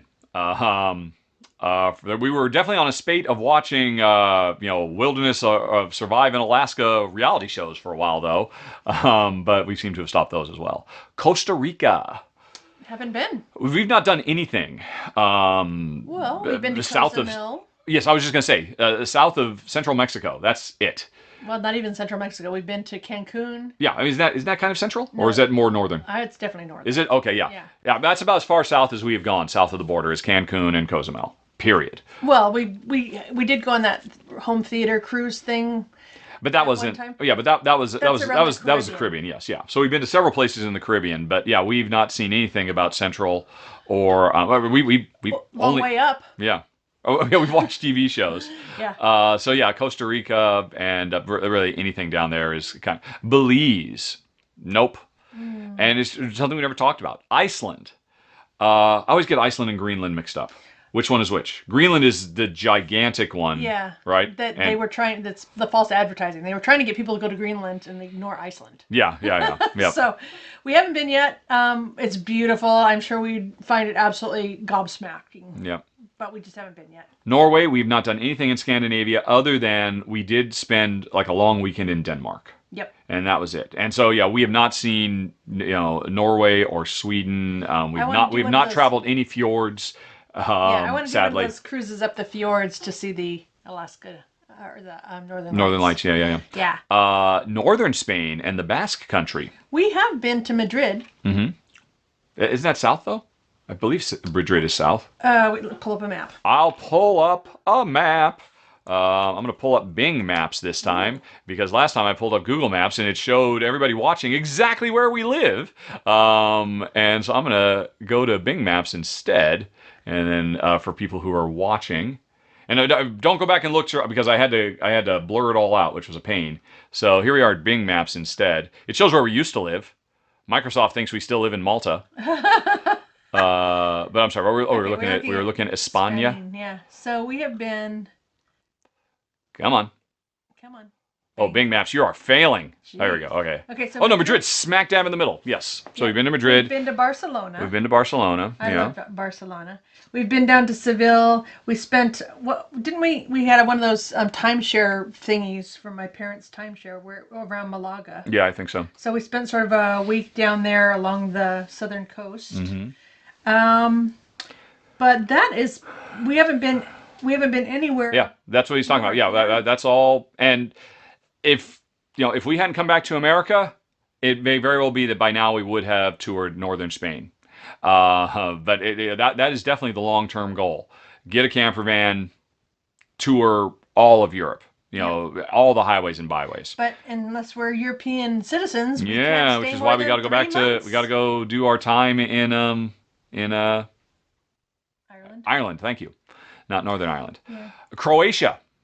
We've never even talked Oh, about anything like no, that, have we we? have. Or have we? I pitched Croatia and that whole western coast of the Adriatic. Yeah.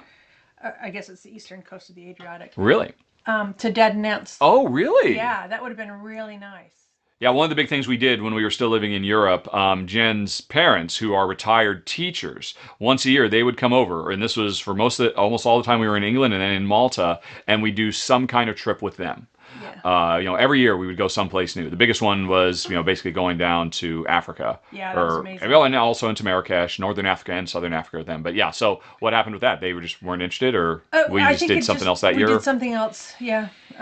It was a whole thing to come up, start in Vienna, and then drive all the way down the coast there. That would have been really cool. But we just, I think that year we instead did the Africa trip. Oh, well, yeah, that was And kind of hard to beat. Istanbul. Yeah. Yeah.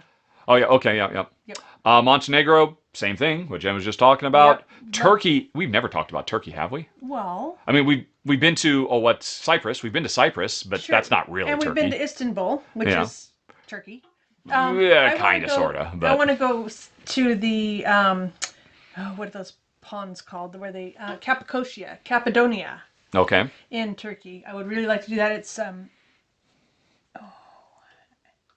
well, anyway, you guys Yeah. can't see me pointing at that. Yeah. So You can't see her. You probably can't see the map. Jen's trying to actually just that space there. It's not really helping. no.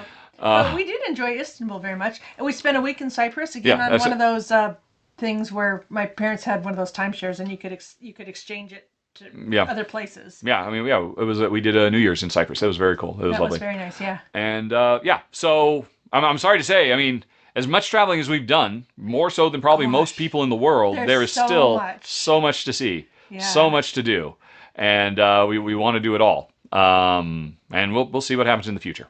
All right, I got to get back to the questions. Boop. Okay, so Mario says, have you ever tried to do Route 66? Everyone always talks about it's a magical journey through the states. What are your thoughts? Baloney? Well, I think Route 66 goes. Get your kicks east- on Route 66. east and Yes, west, it's sort of east on to the west. southern part. Yeah, exactly. So we were on part of it when we did the move from Bend to. From Oregon to Texas. Austin. Yeah, I'm sure we probably did, although I don't remember that being a thing. I don't remember, hey, look, we're on Route 66. No. We were probably just on it and didn't even give it a second thought. No, we had things that we wanted to hit, and I don't think Route 66 was any particular part of that. Yeah. I think probably, the kind of magical mystique it has comes from an earlier time, definitely in Americana. Jen's now having me move over to look at, I mean, you have to zoom. We don't even see, there it is, Route 66. I don't even know where it is. Route 10, Route 8, Route 40. We can't even find it on the map. So it can't be that impressive. Well, you can sing a song about it and find where it goes through. Yep, that's true. Maybe it's the song that made the road rather than the road that made the song. Mm-hmm. It could very well be. But in a parallel world, what sport do you think we'd both be interested in or interested on? But I'm sure he means interested in. I mean, you like figure skating. Yeah, I like gymnastics. I like to watch people do amazing things with their bodies. Mm-hmm. Yeah. I can't really think of anything. It's kind of cool what people are doing these days as far as jumping off of mountains with the squirrel suits on. That's amazing. Let's talk about team sports. I imagine that's probably what he means. Oh. Team sports. Well, I mean, what Synchronized swimming. You really think you could get into synchronized swimming? I don't know. So you can't imagine yourself getting into any kind of team sport at all. I mean, I can certainly see the appeal of something like American football, or actually proper rest of the world football as well, because of all the stats and the strategies and all of that. That are implicit, that are pretty much, it's just like a bunch of people moving a ball back and forth from one side of the field to the other. Why is that even remotely interesting? Why is there any drama or excitement about it? I mean, but I can. Surfing? What's that? Surfing? Okay. That's kind of cool. You're in a beautiful place and you're watching people. Yeah, I don't know. Sorry. Yep. Back to football. Yeah, we just don't have the gene at all.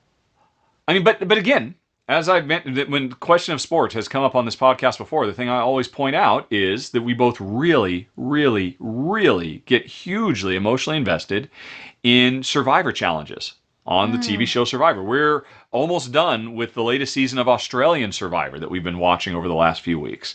And oh my gosh, it's just... And I understand that that's what people get out of sports. That rush. Oh my, are they going to be able to pull it off? Oh my God. Gasping and stuff like that. So the dramatic turns of events. And I get that that's what people get out of regular stuff. But I don't know. I guess I'm so emotionally involved in that because I know those are regular people for the most part who are trying to win $1 million and change their lives. And the stakes are so meaningful as opposed to organized professional sports where, okay, these are all millionaires who are all making millions of dollars to just push a ball from one side of the road to the other. And I just can't get myself invested the same way. Yeah. So we cannot envision your parallel world. I can't do it.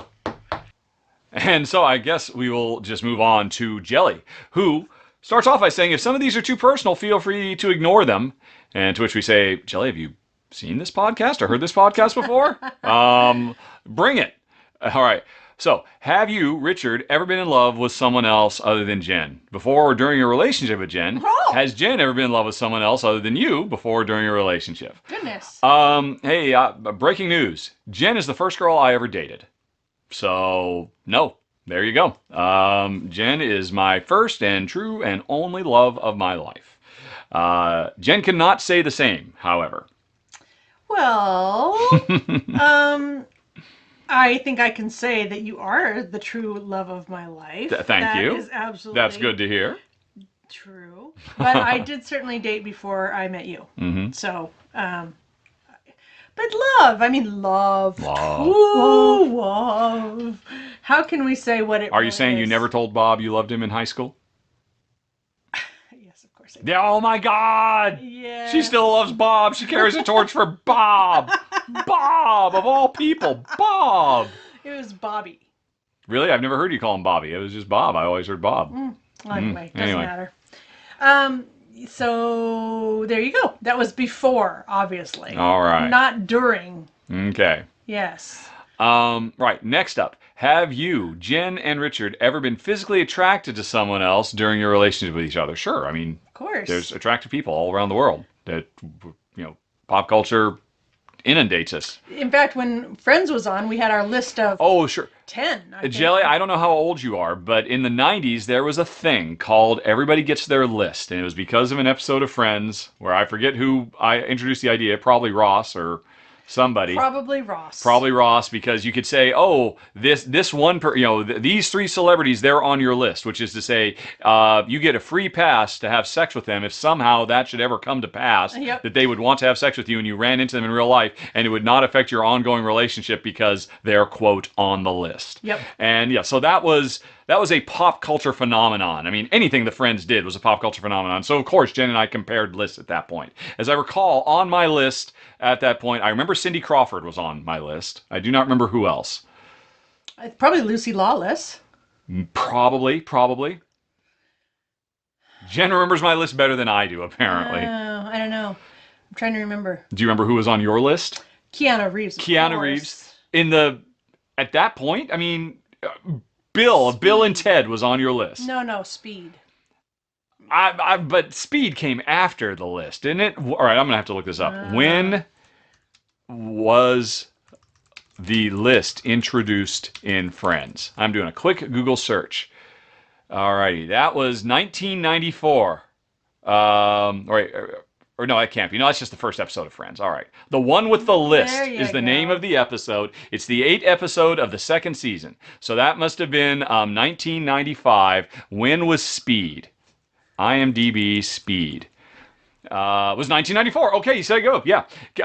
Speed era Keanu Reeves was at the top of Jen's list. the very And Keanu tippy Reeves top. stayed on Jen's list for probably a decade until the day we met him in real life at the Los Angeles International Airport. Well, we didn't meet him. We did not meet him. Saw him. Yes, we saw him because he was just a regular guy in line waiting. I mean, he was not, it was weird. No, it was getting off the plane, wasn't it? No, it was at like the customs. It was at customs. Immigration line Yeah, or whatever. and I'm sure he had flown first class, but you know, he was just in the same line as everybody else. He was not in some kind of special express line, and it was one of those roping lines. And it took you 5 minutes to walk, and then you turn around 100 degrees and you walk away from each other. Yeah. And so every time we just kept walking towards him, and we were just like a couple feet away from him, and then we'd walk away, and then we'd run into him again. We were 100% certain it was him. Nobody else noticed. He was wearing a baseball cap and glasses, but it was undeniable. It was 100% him. But he was totally scruffy. He was he'd gone into full on, you know, this was pre John Wick, of course, but he was full on John Wick Keanu Reeves. And you were so shocked how his skin wasn't, you know, like statuesque like he was in the movies. You know, he had like regular real person skin. Yeah, with pores and exactly. And, and it was, so yeah, I guess Cindy Crawford and Keanu Reeves. There you go.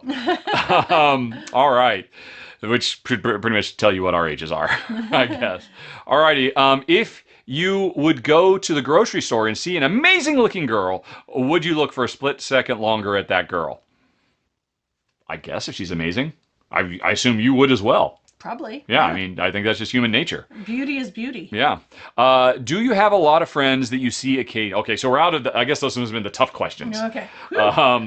Look, if you've been married as long as us, those are not tough questions anymore, basically. Do you have a lot of friends that you see occasionally? Are those usually also board game friends? Are there those people you have a nice evening with, not even considering the option of playing a game together? Jen has friends outside of the relationship. Jen has always, wherever we are in the world, tried to cultivate strong friendships with women. Yep. And then I think all those friendships have absolutely nothing to do with board games, right? Correct. Yeah. Yeah. Yeah. And I have never done so. In high school, I was a very loud, gregarious, outgoing personality because I kind of got pigeonholed into this role. And when I went to college, University of Washington, for like the first quarter of my first year of college, I kept that persona going just because it kind of was inertia at that point. And I eventually realized, oh, I don't have to keep doing this anymore. What I call the Rado persona now. I can just shut up and sit in a corner and avoid eye contact, which is and wear headphones and keep my head down and keep my hoodie up and just avoid all people everywhere, which is my natural predisposition. But unbeknownst to me, in that very, very tiny window before I reverted to my true self, I met Jen and gave her the full-on Rado treatment. And she said, oh, I like that. There's something interesting about that guy. And she made things happen. Yep, let's and just you say. were scruffy even back then. I've been scruffy my whole life. Yep. All right. Alrighty. So yes, Jen. Although you haven't had a lot of friends since high school, really. I mean, you were a popular girl. You were a cheerleader. So you had a bunch of friends. I did not have a bunch of friends in high school either. I have never done so. I've had a bunch of coworkers who I guess I consider friends, but you know, it's not like I ever really sought doing stuff with them outside of work or anything like that. I've had lots of work friends, and I really cherish my relationship with a lot of them. But it's very, very rarely gone any deeper than that. I have one friend in my life right now, and that's only because he wormed his way in and just would not go away. And, Jen knows for years, like, oh, God, it's this guy again. Like, okay. And eventually, okay, I guess we're friends now. Fine. Okay, fine. But yeah, I Oh, mean, that's a little Jen harsh. seeks out. I told him this. Jen seeks out friendships, but you don't really cultivate or maintain a lot. No. You're just looking for two or one Yeah. or two, I really. I only need a few very good friends. Yep. Okay. Um, and yeah, I mean, and in both cases, I mean, board games are not really the unifying thing. Do you have any board game designers or artists that you consider to be friends that you would occasionally send messages with? No, not really. I mean, I've certainly met plenty of board game, mostly designers. I haven't met very many artists. Who have I really uh, like a couple of years ago, Jen had, since we've been back in America, we've gone to several conventions, mostly Dice Tower West and Board Game Geek. And, that's really the first time I've ever had more than just a couple of minutes to talk to somebody. So I've had some nice long chats. Probably of the entire board game industry, the person I have spent the most time talking to that is, a game developer, not a media person like me, where we're just talking about media stuff, is Ryan Lockett of Red Raven Games, because he had a booth across from ours. And I sat down, I spent a long time playing an early prototype of Sleeping Gods, giving him tons of feedback that made it into the game. And, I think we had a really good connection, a really good chat. That's as close, though. And it's not like we've kept up other than to say, hey, you interested in covering this game? So I just don't cultivate relationships that way. I never have. Like I said, Jen got in. She slipped in through the bathroom window, protected by a silver spoon, and now she sucks her thumb and wonders on the banks of her own lagoon. Alrighty, that's a Beatles quote. Jen is just really grimacing. What? I don't know what any of What that did you just say? sounds. I don't know what it My means son either. on the banks of a lagoon. She came in through the bathroom window, protected by a silver spoon, and now she sucks her thumb and wonders on the banks of her own lagoon. Didn't anybody tell her? Didn't anybody see? Sunday's on the phone to Monday. Tuesday's on the phone to me. Oh, yeah. She said she'd always been a dancer. No, nothing? No, I know the song. Yeah. But they were probably high. I imagine so. Yes, probably. I don't think it's supposed to make sense. It rhymes and it kind of flows. I'm sure there are many academics who have spent a long time studying them, but no, they're just a bunch of lyrics. I know. But to the earlier question about music, the Beatles is really the only music I've ever heavily gotten into, and that was in high school. Everybody gets into music heavy in high school, and then that becomes the defining music for them for the rest of their lives. And for me, it was the Beatles. Do you have any? All right, okay, so that was it from Jelly. All right, Vasco says, Jen, do you name all your chickens? Yep. Do you have a favorite amongst them? No. If so, who is your favorite and why? And yes, you totally have favorites. I can't You have to- a favorite. One, they're not here. And two, even if they were, they would have no idea you're talking about them because they have no idea what their names are. So yes, you have a favorite. Who is your favorite? I like Sally. Why do you like Sally? Oh, she just balks at me in a certain way, and she likes to hang out with me wherever I am. She'll come say hi. Hmm. Yeah. Is she the one with the weird feet? Yeah. Okay. Yep. She has an extra toe. Yes. And oh, freaky. Feathers on her feet. Freakish hen if ever you saw one. That's Sally. All right, Sally is the favorite. And we just got a new chick, Dominant Copper, who has feathers on her feet too. So. Oh, I don't so know. Sally's on the way out? I don't know. What's the name of the new chick? Copper? Copper. Copper might be replacing Sally. All right. From Jason. Have you ever heard of regenerative farming, or do you know anything about it? Sacred Cow documentary touches upon it. Oh. I know it exists. I know the basic idea, and I'm certainly supportive of it. I think probably, you know who Alan Savoy is, right? I mean, I assume, Jason, you know who Alan Savoy is. Remember he did that TED Talk about about how important it is to have about how livestock. we can repurpose how we raise cattle, Yeah. and try to get them back into the natural ecosystem that was literally the ecosystem as a whole evolved over millennia With to hoofed have animals. them having hooved animals Yeah. being a central part of Prairie land grazing. and all of breaking that, up and the how we've sod completely and destroyed pooping on all it. of that, Yep. and how he is a big. And I mean, I saw that TED Talk and said, "Wow, this makes so much sense." And I subscribe to his YouTube channel, and whenever he puts up a new video, which is like maybe a couple times a year, I watch and said, "Yep, this still sounds right. This still sounds like something we should be doing." But there's lots of stuff. It's all about carbon, sequestration and rotating crops and all of that stuff. So yes, it's great. Now in the long run, it doesn't matter because eventually the true thing that will change humanity once and for all and truly usher in a perfect utopian world is cultured meat. And when that becomes a thing, and real meat becomes a super duper expensive luxury that only the ultra rich can afford, and we all laugh at them because they're stupid, because it tastes exactly the same and there's no reason to go for the real thing and do all this barbaric stuff. And so meat can literally be grown in petri dishes anywhere, deployed anywhere in the world, so that no one will ever have to go hungry again. I mean, it's going to take 100 years to get there, but that is the inevitable future. Then, but yeah, regenerative farming and whatnot is a great stopgap in the meantime, definitely. Do you have anything to say on this topic, Honey Pie? I would have to actually Google regenerative farming, but I know all sorts of other kinds of farming things like hugelkultur and Hugelkultur? Yeah. What's hugelkultur? Oh, it's basically you build a big berm out of logs, Berm? sticks, and What's a berm? a berm is a big hill. Hill? Yep. All right, I know what a hill is. And then you plant stuff in there, and as the hill decomposes, basically it fertilizes your crops, and you can grow stuff in there. So it's good water-wise. There's a whole bunch of things like that. So I'm not sure exactly. I would imagine what you just described falls under the general aegis of Regenerative. regenerative farming. Yes. Okay, so that's just the catch-all umbrella term. Yeah, for all the different ways that we can get rid of our modern factory farming approach that is killing the earth. Definitely, basically. I am totally in favor of that. Yep.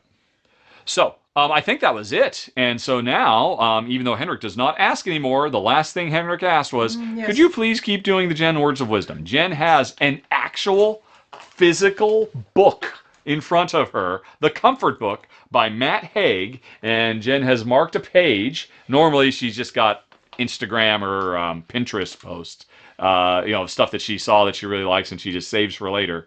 But this is page 158. Well, okay, so I'm trying to decide about two. There's the importance of weird thinking, or other people are other people. Okay. So I could read both, or I could read one of them. Or I will. That's from the library, so you won't have it next month, will you? No, it's a good book though. Oh, I've really been enjoying it. So, okay. Which one would you rather hear? The weirdness or people being people? The importance of weird thinking or other people are other people. Oh, if only I could do a poll for the audience. This would be a great poll. I'm drawn to the weirdness myself. Of course. Sorry, folks. Sorry, people are people. Other people are other people. So this was from page 158. No, this is 148. 148. Okay. I can't really see it from here. That's all right. It's called The Importance of Weird Thinking. It's good to be weird. It's good to be eccentric. It is good to be separate from the crowd. The philosopher John Stuart Mill thought it was almost a civic duty to be eccentric, to break the tyranny of conformity and custom. But even if we don't feel outwardly eccentric, we all have eccentric parts. Thoughts that crop up on the peripheries of our thinking. Random sparks we can set alight. Thoughts that offer the other point of view or the other side of a political argument. Thoughts that didn't quite fit in with our other thoughts. Tastes that go against your other tastes. And as we grow older, it is good to keep tending to those unconventional parts of ourselves.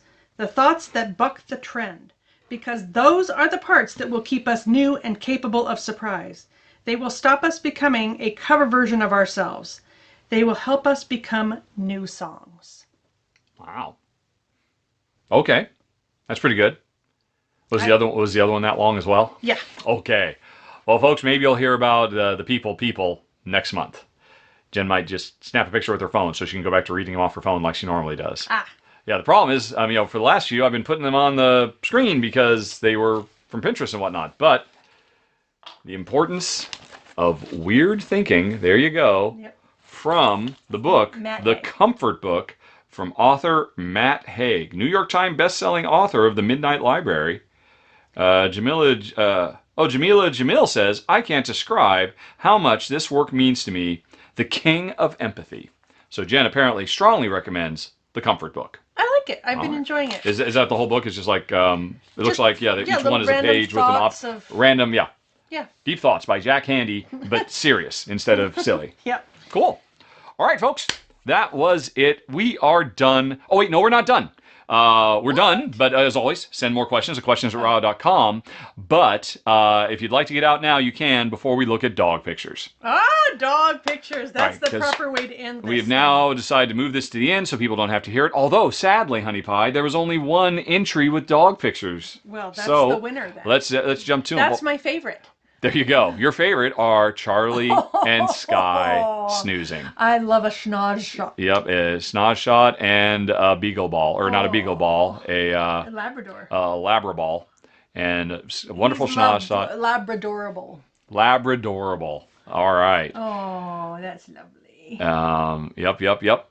Thank you as always. And Jen loves those dog pictures, folks.